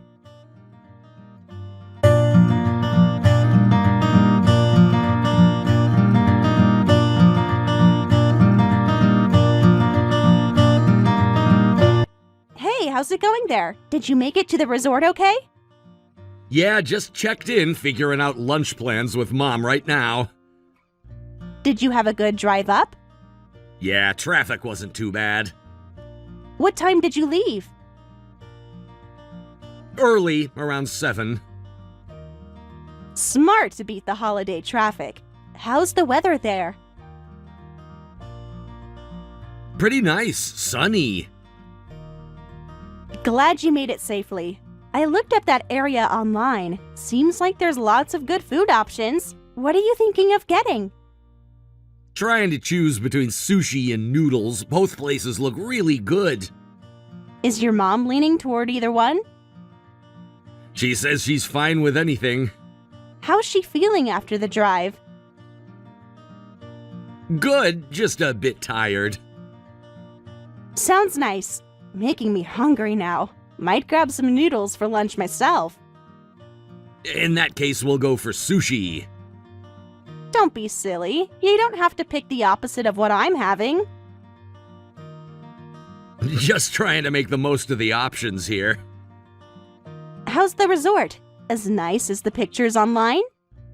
Yeah, really nice views. Room's great too. Did they give you the mountain view room you requested? Yeah, something like that. Send me a picture of the view. Phone camera's not working well right now. Oh, use your mom's phone then? She's resting right now. I don't want to bother her.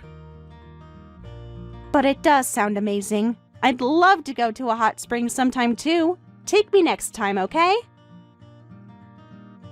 Let's go during the next long weekend. Really? That would be fun. Maybe we could come back to the same place. We'll find somewhere else. Why? If it's nice there.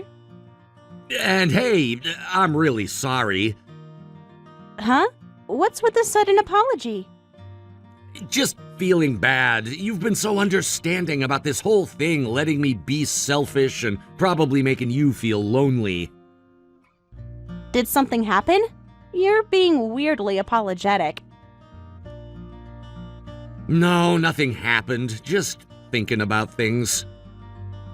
Are you sure? You seem off. Everything's fine. It's fine, really. Your mom's always been so good to me, too. Besides, I'm the one who agreed to this trip. No need to feel guilty about it now. Thanks, really. How's your mom enjoying it so far? She seems happy. Is she feeling okay? I'm just tired from the trip. Maybe you should have her checked by a doctor when you get back. Yeah, maybe. If anything, you should focus on enjoying yourself. It would defeat the purpose if you're too worried about me to have fun. That wouldn't be fair to your mom either. You're right. I'll make sure to enjoy myself. Did you get to try the hot springs yet? Not yet. Planning to go later. What else do you have planned for today? Just taking it easy. That's the spirit. You can make it up to me when you get back. Right now, focus on spending quality time with your mom. Will do. Thanks so much. This is your first trip with your mom, right? I know you visit her alone sometimes, but opportunities like this are special. Yeah, special. Send me some pictures when you can.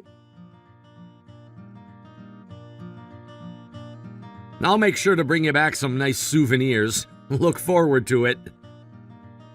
I will. Did you find that local specialty shop you mentioned? Not yet. At what time are you planning dinner? Oh, and just so you know, I'm planning to have some drinks tonight. First time in a while. We've got sightseeing planned for tomorrow morning, too. Oh, nice. What are you planning to see? Some local shrines and stuff. There's a famous one nearby. Which shrine? I want to look it up. Can't remember the name right now, so I might be slow responding if you message. That's totally fine. Unless it's an emergency, I'll try not to message much. Does your mom drink too? Not really.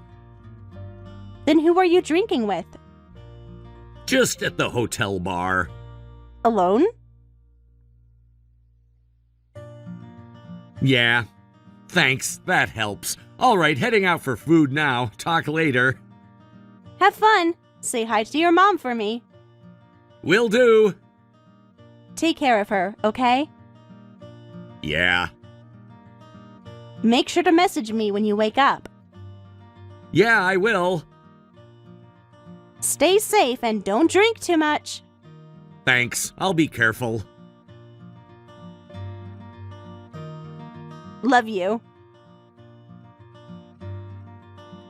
Did you get my message? Michael?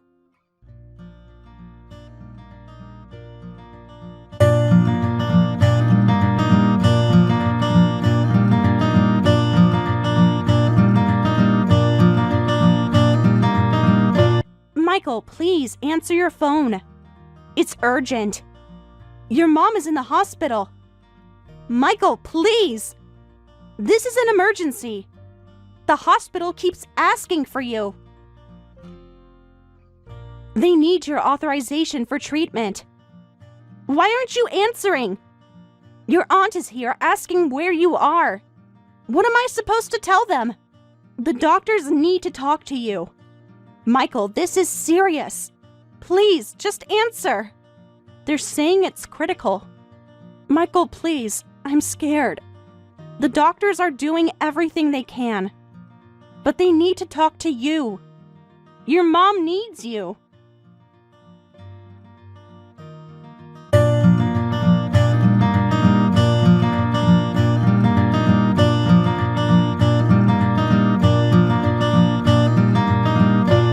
Just woke up, saw your call history. You've been calling non-stop since last night?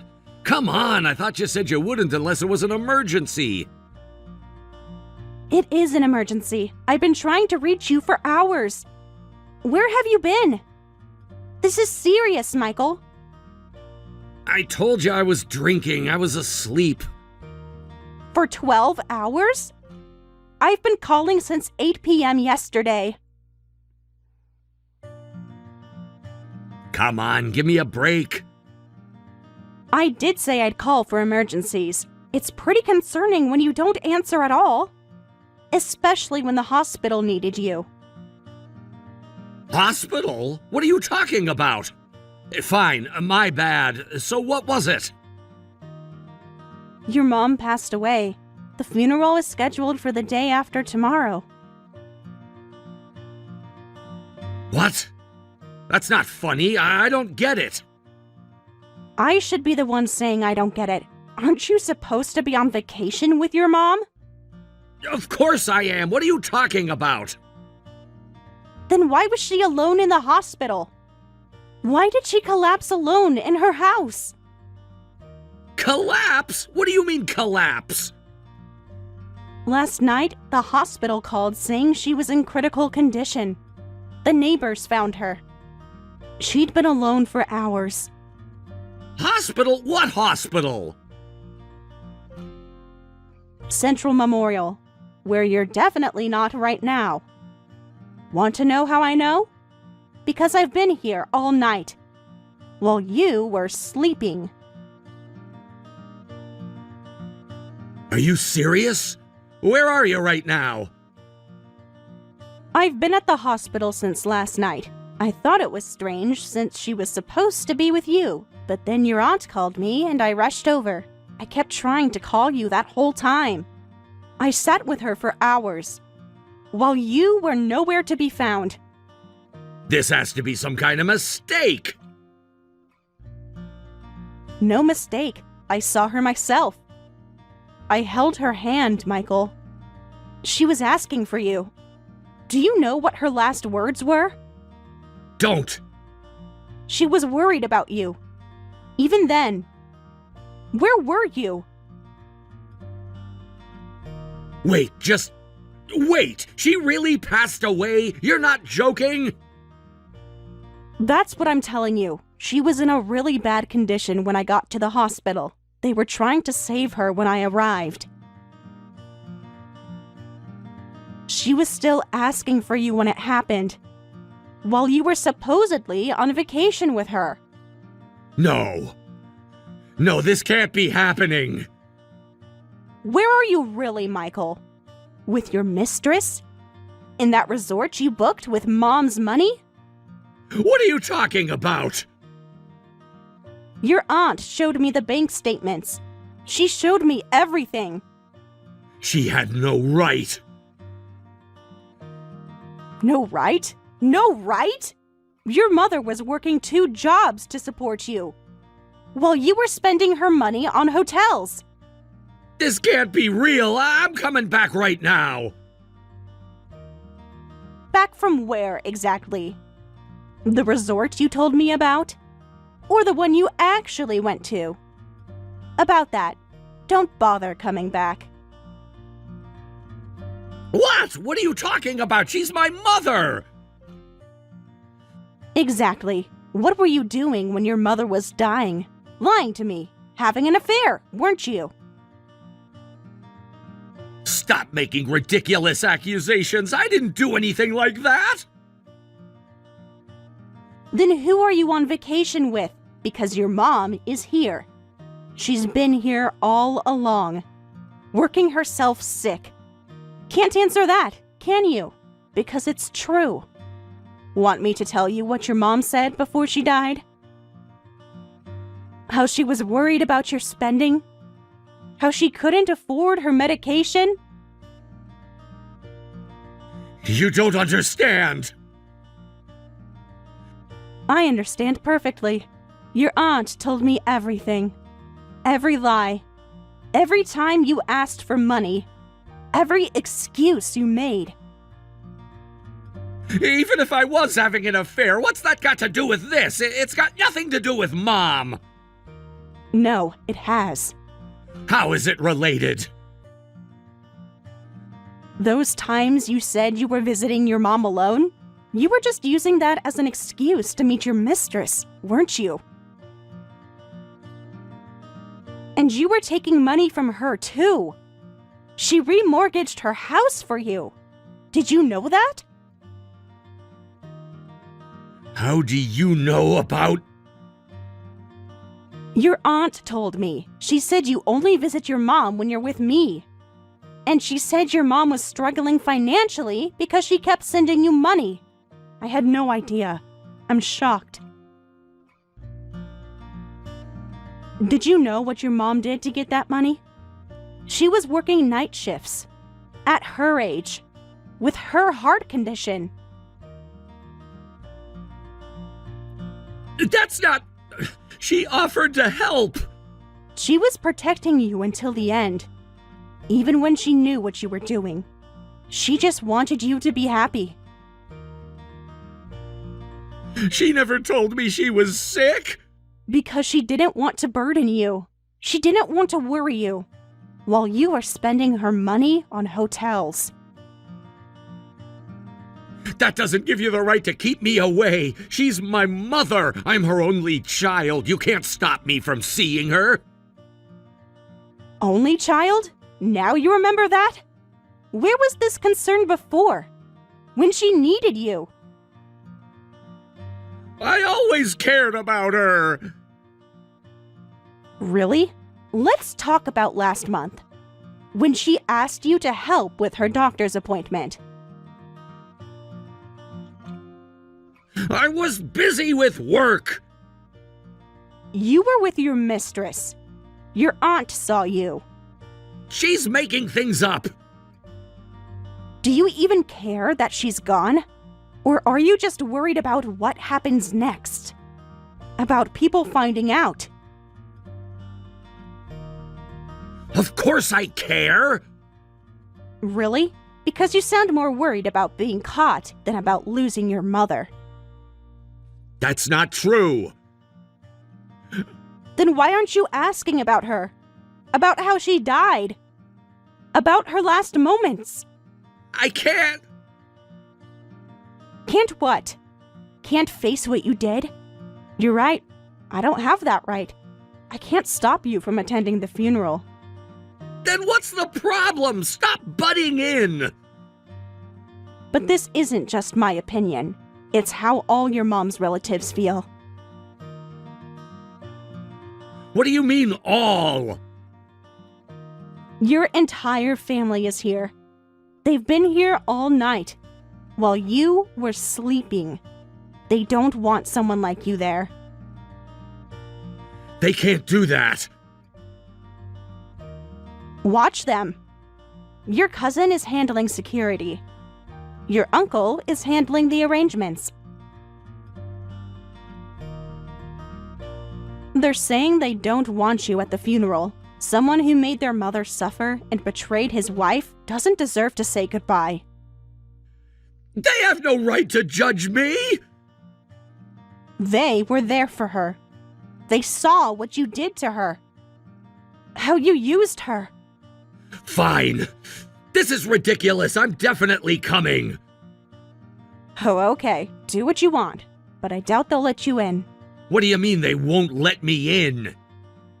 Exactly what I said. Your aunt is organizing everything. She specifically said you're not welcome. She can't do that! She already did. The whole family agreed. Everyone who actually cared for your mother. Everyone who was there when she needed help. I'm her son! Then act like it. For once. You'll see when you get here. Anyway, I need to help with the funeral preparations. Don't contact me anymore. I'm busy. Sarah, wait!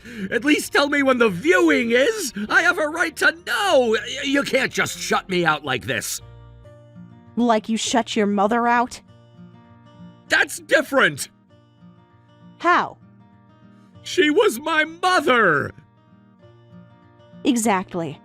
And now she's gone, while you were with your mistress. Please what? Please! Please help you lie again? Please cover for you again? I need to say goodbye to her! You should have done that before. When she was alive. When she needed you. Now it's too late. By the way, your aunt found your hotel receipts. The ones you charged to your mom's credit card, while she couldn't afford her heart medication.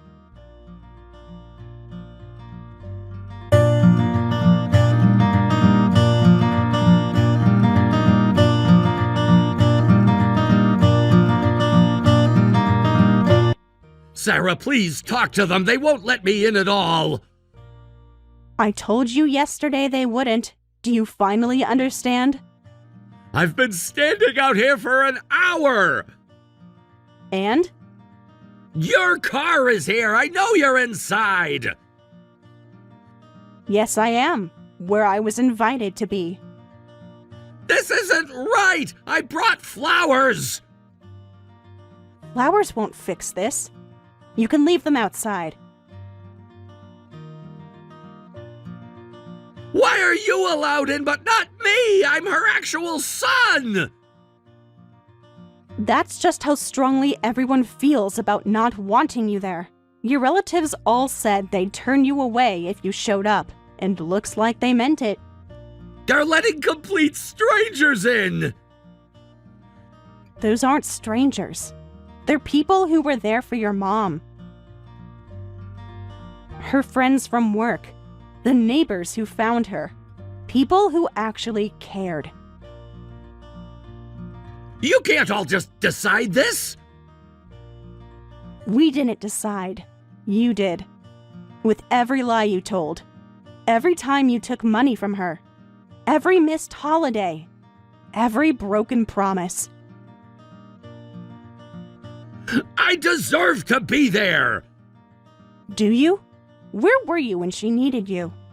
When we were calling, trying to find you? When she was working double shifts? What are you talking about?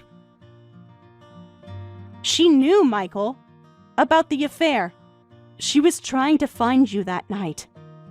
Because she needed help with her medication. She never said anything. Of course she didn't. She was protecting you. Like always. This is insane! So annoying! Who do they think they're having a funeral for? Your mother. The one you abandoned for your mistress. The one who kept your secrets. Even from me. I didn't abandon her! No? Then where were you when she was sick?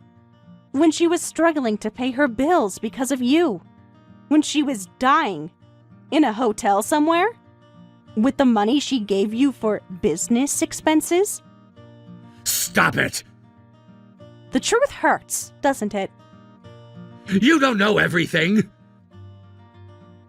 I know enough. I know about the credit cards, the loans, the second mortgage. Your aunt showed me all the paperwork. She had no right! She had every right. She was trying to help your mother, while you were bleeding her dry. Complaining won't change anything. Just stay quiet, okay? No way! I'm going in! I'll sort this out! Don't make a scene. Your mother deserves better than that. Haven't you embarrassed her enough? Too late for that! Your uncle already called security. They're on standby. Is that what you want? To be arrested at your mother's funeral? These people are impossible! They have the nerve to call me an ungrateful son and ask what right I had to show my face! This is ridiculous! Just give up already. You're wasting time and the service is about to start.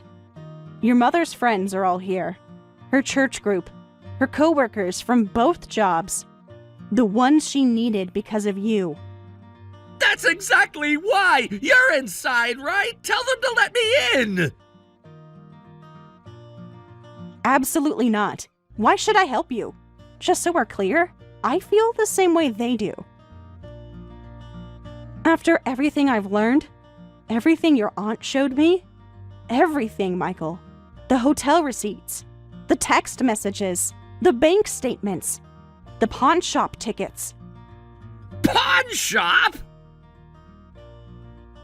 For her wedding ring. To pay your business loan.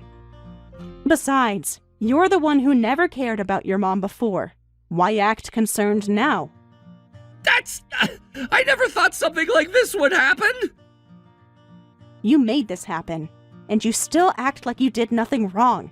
How shameless can you be? You don't understand what it's like to be kept from your own mother's funeral. And you don't understand what it's like to watch your mother-in-law die while her son is off with his mistress. To hold her hand while she asked for you. To lie and say you were on your way, when I knew exactly where you were. What do you mean? Your aunt tracked your credit card charges while your mother was dying. You were ordering room service. Don't get mad just because I had an affair. They say all successful men have affairs, right? Just let this go and get them to let me in. Are you serious right now?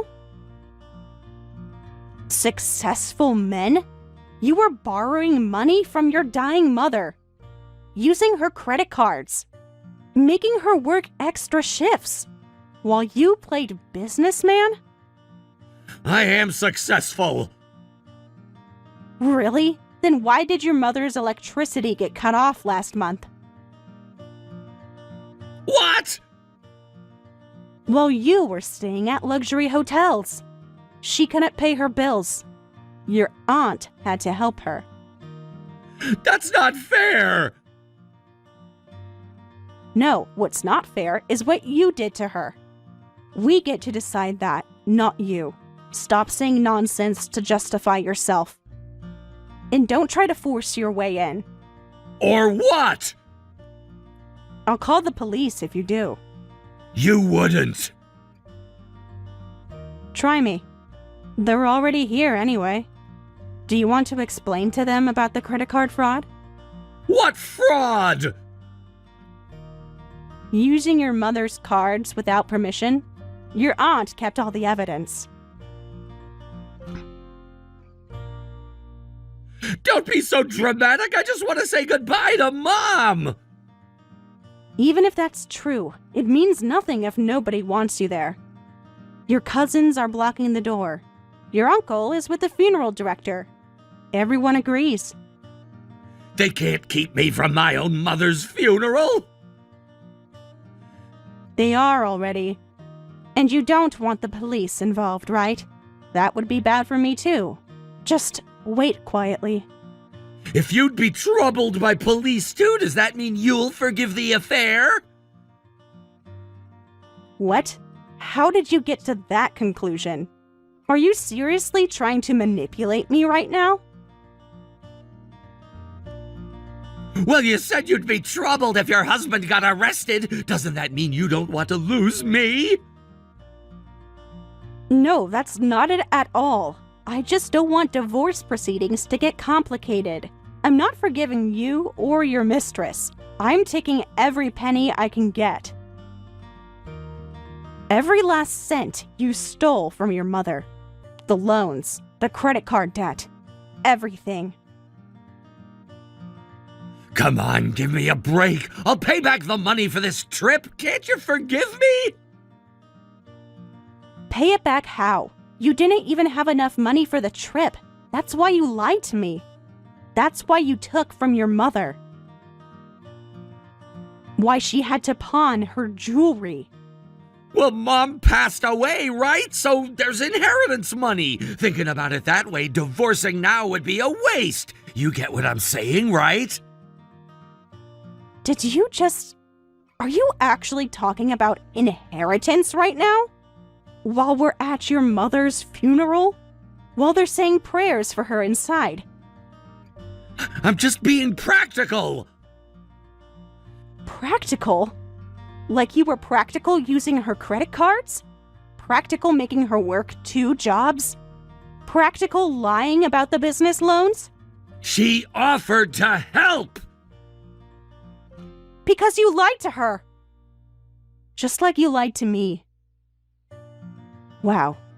You're set in silence and then saying something like that. I'm glad we didn't let you in. What's that supposed to mean? It means you only care about the money. Even now. At her funeral. You're still thinking about what you can get. The fact that you don't understand is exactly why we're getting divorced. Just be quiet now. Stop saying things that would make your mom ashamed. Are you sure about this? You want the inheritance too, right? You'll definitely regret divorcing me. Being your wife would be the biggest regret, so I'm getting a divorce. That's my choice for avoiding regret. You can't be serious. I've never been more serious. The papers are ready. Your aunt helped me prepare them. She's gathering evidence for the court. What evidence? Everything. The credit card statements, the loan documents, the hotel receipts. Your mother kept everything. The funeral isn't even over yet and you're already talking divorce? The divorce papers are already prepared. What? When did you...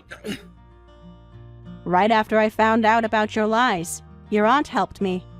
She's a lawyer, remember? The one you asked to help with your business contracts? Sarah, please, let's talk about this. No, we're done talking. Just like you're done taking advantage of people who love you. Your mother's service is starting. Go home, Michael. You'll regret this. The only thing I regret is not seeing through you sooner. Not protecting your mother from you sooner. Not asking questions when she seemed worried about money. Not realizing why she was working so much. What's that supposed to mean? It means goodbye, Michael. Don't contact me again. My lawyer will be in touch.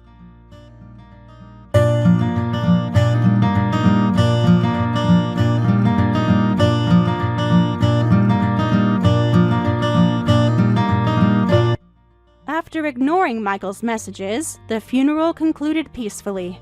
Michael confronted me about the divorce afterward, but with help from the relatives, we managed to quiet him down. We all went directly to City Hall, where I submitted the divorce papers right then and there. As for the inheritance Michael kept talking about, there wasn't much to inherit, given how much money he'd borrowed from Linda. On top of that, he now has to pay me alimony, and his mistress left him. He's struggling financially on his own now. Meanwhile, I'm enjoying my independent life. I still regularly visit Linda's grave to clean it and update her on my life. Even though Michael and I are divorced, Linda will always be like my mother, and I'll never forget that.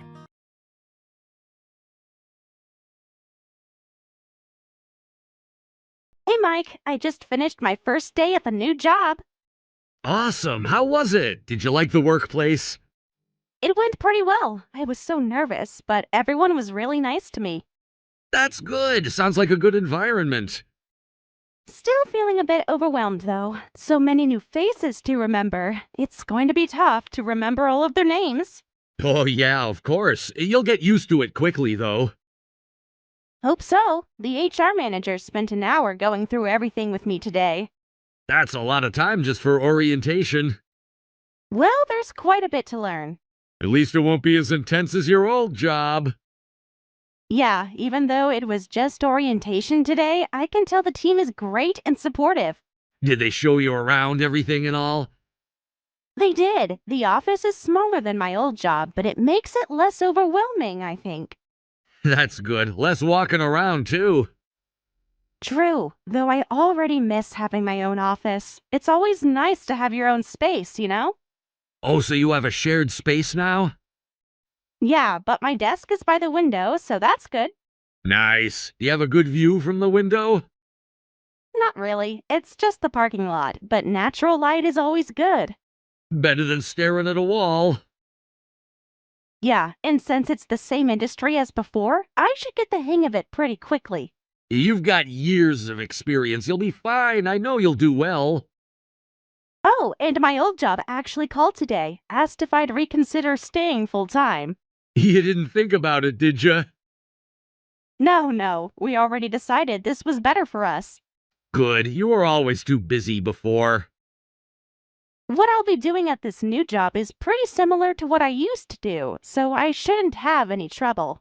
We really lucked out finding a part-time position that matches your experience. Almost feels too good to be true sometimes. I told you everything would work out. Though the pay difference is bigger than I expected. Money isn't everything. You'll be able to have more time for yourself now.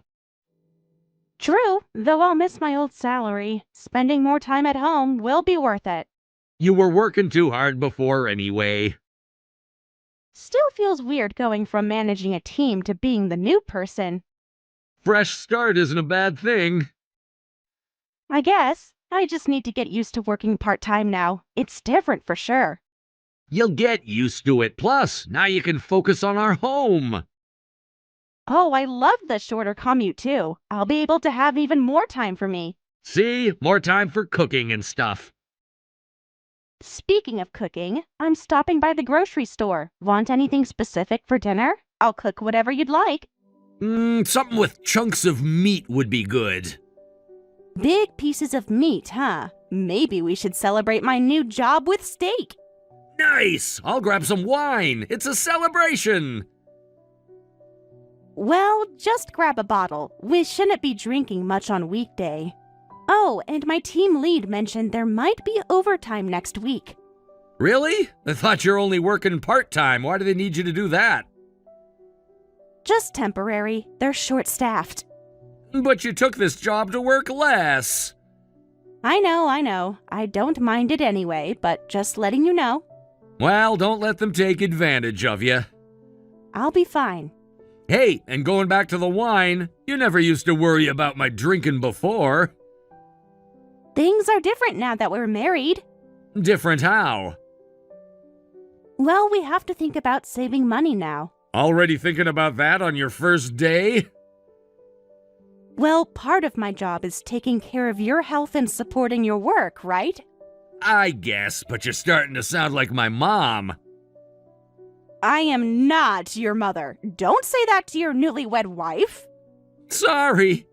Just feels different from when we were dating.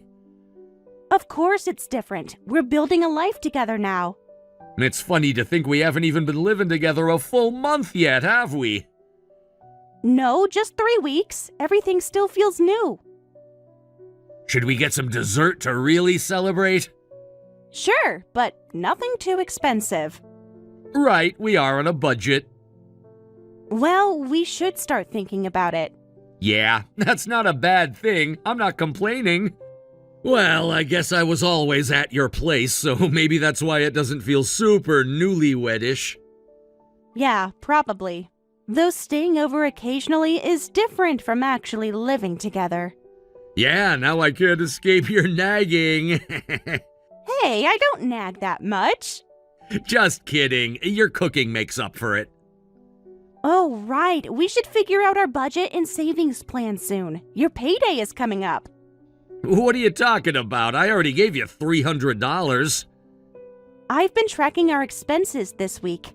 Already? We just got married. Well, we need to plan ahead. You're starting to sound like an accountant. Just trying to be responsible here. We can worry about that later. The utility bill came today. How much? More than I expected. Can't you just handle it? I need to know how much money we'll have each month. What are you talking about? I already gave you $300. Oh, that $300 was for groceries, right? No, that's for all living expenses. What? Living expenses? Yeah, for the month. You can't be serious. Rent comes straight out of my paycheck. $300 should be plenty. I'm looking at the bills right now. That won't work. Figure it out. These are basic expenses, Mike. My parents manage fine on less. That won't cover utilities, internet, phone bills, insurance, and other expenses. Plus groceries, there's no way. You're overthinking this. It's not that much. Let me break it down for you. The internet bill alone is $60. That seems high. Can't we get a cheaper plan? It's the basic package. Here's the breakdown. Do we really need all that? Yes, we do. And the phone bill is another $40. My parents don't spend nearly that much. Because they're on a family plan they've had for years. I've already made a list of all our monthly bills. Come on, you're making this more complicated than it needs to be. Just try to handle it. Have you ever paid bills before? My parents handled that. That explains a lot. What's that supposed to mean? Nothing. We just need to be realistic about expenses. You're being too uptight about money. This isn't something to laugh about. That amount won't work, even with strict budgeting. Then use some of your part-time money to cover the rest. My money? Why not? You're working too. I haven't even gotten paid yet. My first check won't come until next month. It's weird if I'm the only one contributing. But I am contributing. I'm managing our home. That's different. How is it different? You're not bringing in money yet. My first paycheck isn't until next month. Plus, I'm only working 3 days a week. But you'll be making money soon. That doesn't help with this month's bills. You said you'd make $400 to $500 a month. That's plenty. I was planning to save that money. And isn't it weird that I'd be paying more than you when I work part-time? We're married now. Should it matter whose money is whose? Well, that's true, but... Besides, you're the one who wanted to work part-time. Because you said you wanted me home more. And now you are, so help with the expenses. That wasn't the agreement. We talked about me saving my income. Plans change. We need to be practical. I am being practical. That's why I'm telling you $300 isn't enough. I'll put whatever's left of my paycheck into savings, so it's fine. How much are you actually saving? That's not important right now. If you want me to be frugal, you need to be saving for us. I found your receipt from lunch yesterday. You're going through my things now? It was on the counter. $25 for lunch? That was a business lunch. Well, I'm trying to make meals with basically nothing. That's different money. How is it different? Work expenses are separate. You know what? Let's sit down and go over everything properly. We should check our household income and expenses. Can't we just try it first? I already made a budget spreadsheet. You're always making spreadsheets, so organized. Because we need to plan our finances. Just try working with what I gave you first. No need to go over the details. We need a proper budget. I can show you the numbers. That's not something we can figure out right away. Let's just try it my way first, and if it's not enough, we can discuss it later. The electric bill is due next week. Already? Yes, and we need groceries too. Use what I gave you. You're not listening to me at all. You're not even giving it a chance. I bought the bare minimum at the store today. How much was it? $85. That seems high. That's just basics for a week. A week? That should last longer. Not with the meals you want. My mom could make it last 2 weeks. With what your dad gave her for groceries, maybe. You're just not trying hard enough. Okay, but you'll need to cover the difference until my first paycheck. How much difference? At least another $300 for basic expenses. No way, that seems excessive. Look at the bills yourself. I trust you, but that's too much. It's really not. I can show you the math. You keep talking about math. Because that's how budgets work. Can't you just make it work? That's what I'm trying to tell you. It won't work with your plan. You're being too rigid about this. Fine, just let me know how much you need. I've got to get back to work. We still need to discuss this. We can talk later. This is serious, Mike. We can't keep avoiding it. I said fine. I'll talk to you after work. When exactly? You've been saying that for days. Don't start with me. We need to figure this out. Will do later. When would that be exactly? Just not now. Okay, fine. Let me know when you get off work. Sarah, what's with today's lunch? Some bean sprouts, 1 egg roll, and a single piece of fried chicken? This isn't right. Was it not enough? You know it's not. Where's the rest? That's what I could make with what we have. Your lunches used to be way better than this. Where's the meat? The side dishes? I used what I could with our budget. 1 piece of chicken, seriously? Meat is expensive. You used to pack at least 3 pieces. That was when I had a proper grocery budget. I'm telling you, this is definitely not enough. How am I supposed to get through the afternoon with this? I can't make the same lunches as before with $300 a month for everything. My coworkers are laughing at my lunch. They shouldn't waste time looking at other people's food. What you eat isn't their business. Their wives pack proper lunches.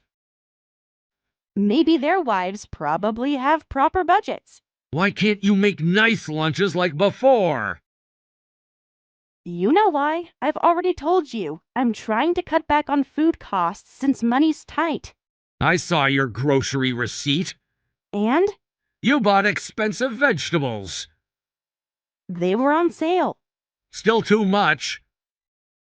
I saw premium steaks at the supermarket yesterday. Why not use those? Now you're talking. I was being sarcastic. Why?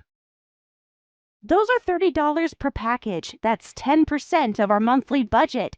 So, it's good meat. And we can't afford it. You're being too strict with the budget. I have to be. We still need money for dinner groceries. You always have an excuse. It's not an excuse, it's math. This isn't the right way to save money. This just makes me want to eat out. If you have money for eating out, could you add it to the grocery budget instead? I could make better lunches then. That's different. Why don't you get it? That's not how budgeting works. It's still spending on food. It doesn't make sense to spend on restaurants when we can't afford groceries. You're missing the point. What point? That you'd rather spend money eating out than on groceries?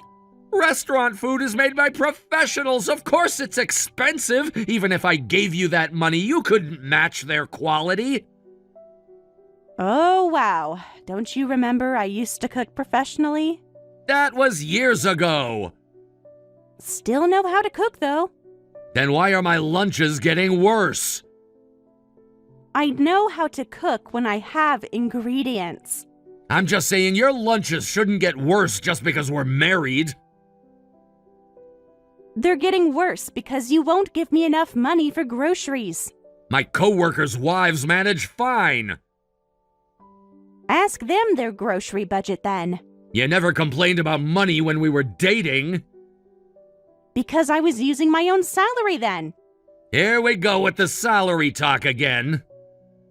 Because it matters. Look, I don't want any more of these sad lunches. Either make proper ones or don't bother making them at all. You want me to make better lunches without giving me money for ingredients? Other wives manage just fine. Fine. Don't expect any more lunches then. Just eat out. You're really not gonna make my lunch anymore. Nope. Use your eating out money instead. Is this what marriage is like after just 2 months? What did you expect? Magic food that costs nothing? You never acted like this before. I had my own money to spend. You're really hung up on money. Because it's a real problem. Shouldn't you be saying something like, I'll make better lunches tomorrow? You're not taking this housewife thing seriously. I'd love to make better lunches, only if I had a realistic budget. Your attitude is the real problem here. What attitude? Being realistic? You've changed since we got married. Yes, because now I have to manage impossible expectations. I'm trying to make this work with what you're giving me. You're just being difficult. I made a detailed budget. Look at it. More spreadsheets? Because you won't listen otherwise. I do listen. Then why won't you look at the actual numbers? You're being a bad wife. Excuse me? How dare you say that? A good wife would figure out how to make it work. I've been trying to make it work for weeks. Try harder. You're just making excuses. Show me how to make $300 work then. Other people do it. I've shown you all the bills. How are those excuses? You always have some reason why things can't work. Yes, mathematical reasons. You're always on about spreadsheets and budgets. I'm trying to show you the reality. Reality is making do with what you have. The lunches are basic because I'm budgeting. Other people manage just fine on this much. Who? Name one person. My mom did. Your mom had your dad's full salary. You don't know that. Yes, I do. She told me. When? Last week when I asked her for budgeting advice. You talked to my mom about our money? I needed help figuring out how she managed. That's embarrassing! We are family. Who cares? You just need to be creative. I am being creative. I'm stretching $300 as far as it can go. You've got your part-time money now. You could put some of that toward groceries. I haven't even gotten my first paycheck yet. But you will soon. Don't you think you're being a bit selfish? Me? How am I being selfish? Yes, you. You said you'd save whatever was left of your paycheck, but you spent almost all of it. You barely saved $10. I had expenses come up. Like what? Your daily coffee? That's my work expense. What other expenses? I had to buy new work clothes. I saw the credit card statement. Those weren't work clothes. You're checking my credit cards now? I'm trying to understand where all the money is going. Someone has to be responsible here. What's that supposed to mean? You spend freely on yourself while demanding I pinch every penny. That's messed up. I earned that money. And I quit my full-time job for you. I never forced you to. No, you just guilted me about it for months. And I'm trying to manage our household with almost nothing. I work full-time and pay high rent. You're being way too demanding about money. You're not single anymore. Learn to work with what you're given. The rent comes straight from your paycheck. You're not even seeing that money. Still counts as my contribution. It's the bare minimum. I give you spending money too. We're struggling because you're not giving enough. I give plenty. $300 isn't plenty. Then use your salary. My first paycheck isn't even here yet. It will be soon. So I should pay more than you while working part-time? You know what? If you can't manage the budget, we should just get divorced. Are you serious right now? Completely serious. After 2 months of marriage. If you can't handle money, what choice do I have? I mean, come on, I give you $300 for expenses and pay the rent. If you can't make that work, something's wrong. The only thing wrong is your understanding of living costs. You're just not trying hard enough. I've been trying for weeks. When I lived with my parents, I only gave them $50. Mom managed just fine. Your parents paid for everything else. Mom never complained about money. Because your dad actually contributed. This isn't about budgeting anymore. This is about respect. If you can't handle $300, then let's divorce, or you can use your part-time money to cover the rest. Your choice. Figure it out or we're done. You'd really throw away our marriage over this? I'm not the one being difficult. Fine, I'll do it. But don't regret this later. Why would I regret anything? You'll see. What's that supposed to mean? You'll find out. By the way, I want meat for dinner tonight, nothing else. After everything you just said? Yes, and make it good this time.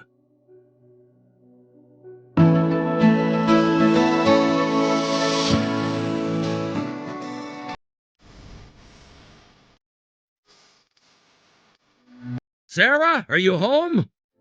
The lights are all off. Why aren't you answering?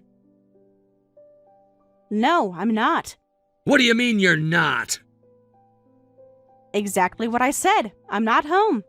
Where'd you go without making dinner? Don't tell me you're out having fun when you've been complaining about money.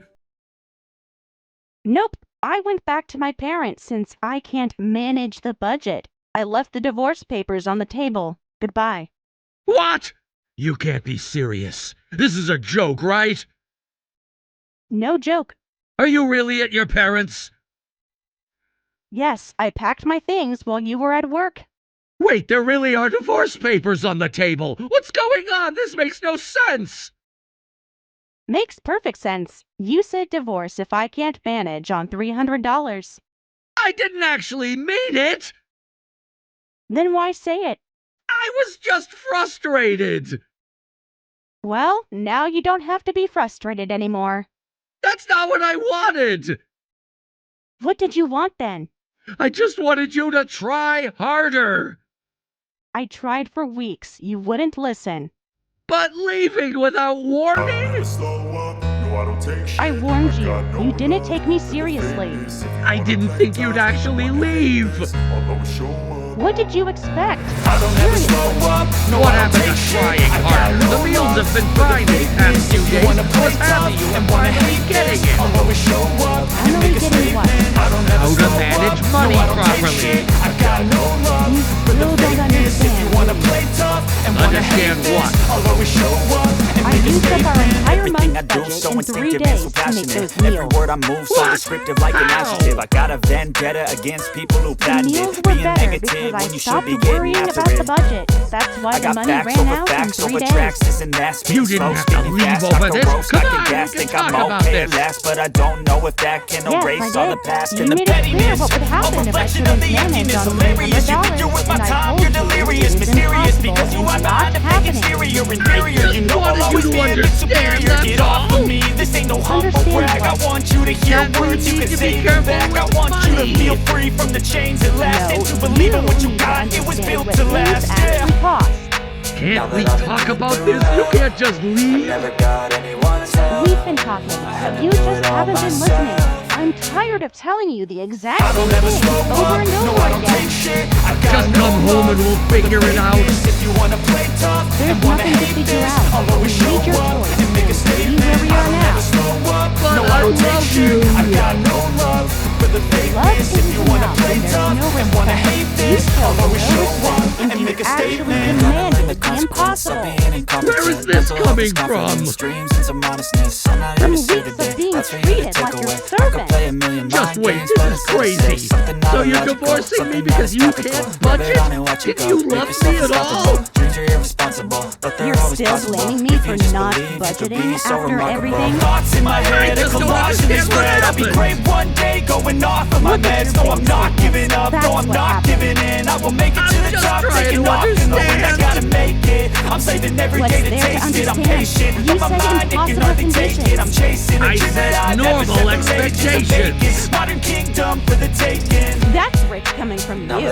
You asked me to quit my full-time job for part-time work because you wanted me home more. But then you won't even give me enough money to run the household. Make it make sense. I thought it would work out.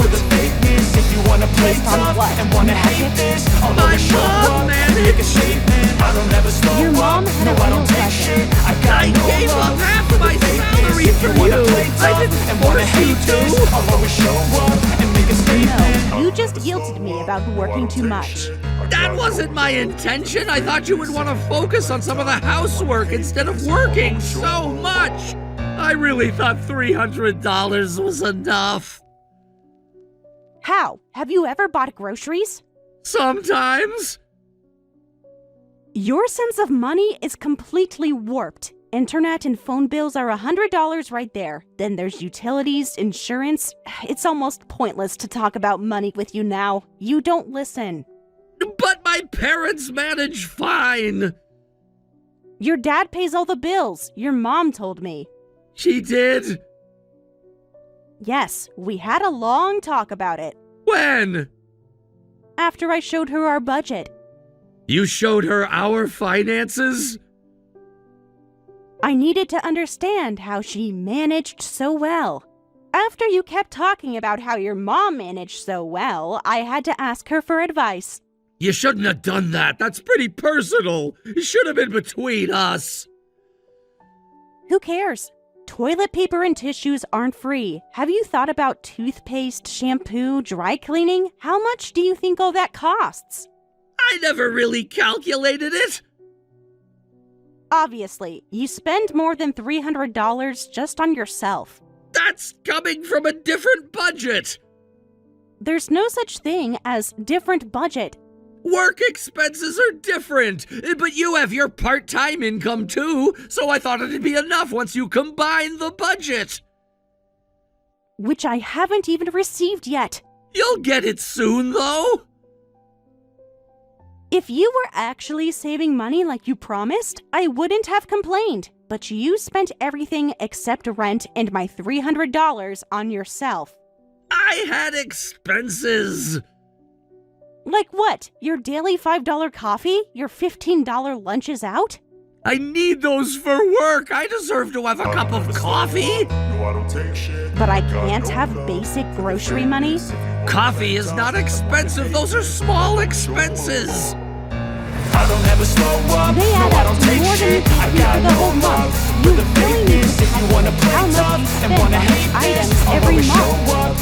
You promised to cover the shortfall until my first paycheck, but you didn't even do that. I had to use my savings from before marriage.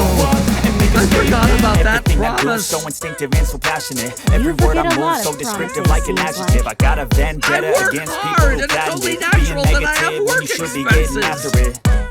What I got facts over expenses? facts Name over them. tracks. This and My that, getting slow, transportation, fast, I could lunch. roast, I could gas, think I'm I okay and work last, too, but I don't and know I if put that can everything erase into all our the past household. and the I didn't pettiness. even keep A a reflection single of the dollar emptiness, for hilarious. myself. You think you're worth A my time, you're housewife doesn't delirious, need that much mysterious, spending because you money are not the anyway. exterior, inferior. You know I'll always be You're a bit home superior. most of the Get off time of me. anyway. This ain't no humble brag. I want you to I'm hear just never words. You can supposed to say buy them back. anything I for want you to myself feel ever free from again. the chains That's that last. not And what to I believe in what you mean. got, it was built to last. Yeah. Go figure it out.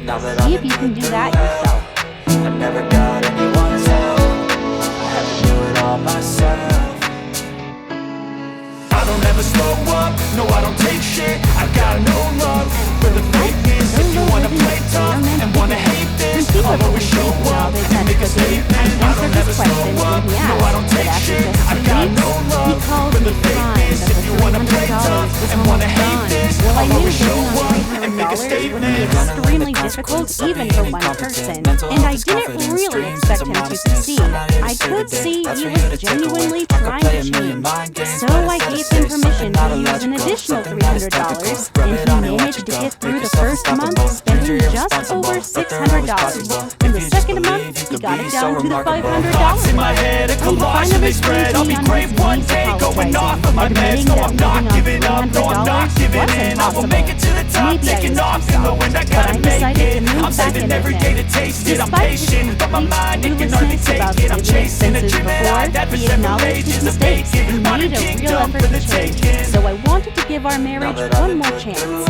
After we started living together again, Mike began giving me his entire paycheck. Now he budgets his own spending money and even helps with saving, while threatening divorce after just a few months of marriage might seem extreme. I'm glad I confronted his selfish assumptions head on, and even become more helpful with housework. So I started to think about forgiving him completely, moving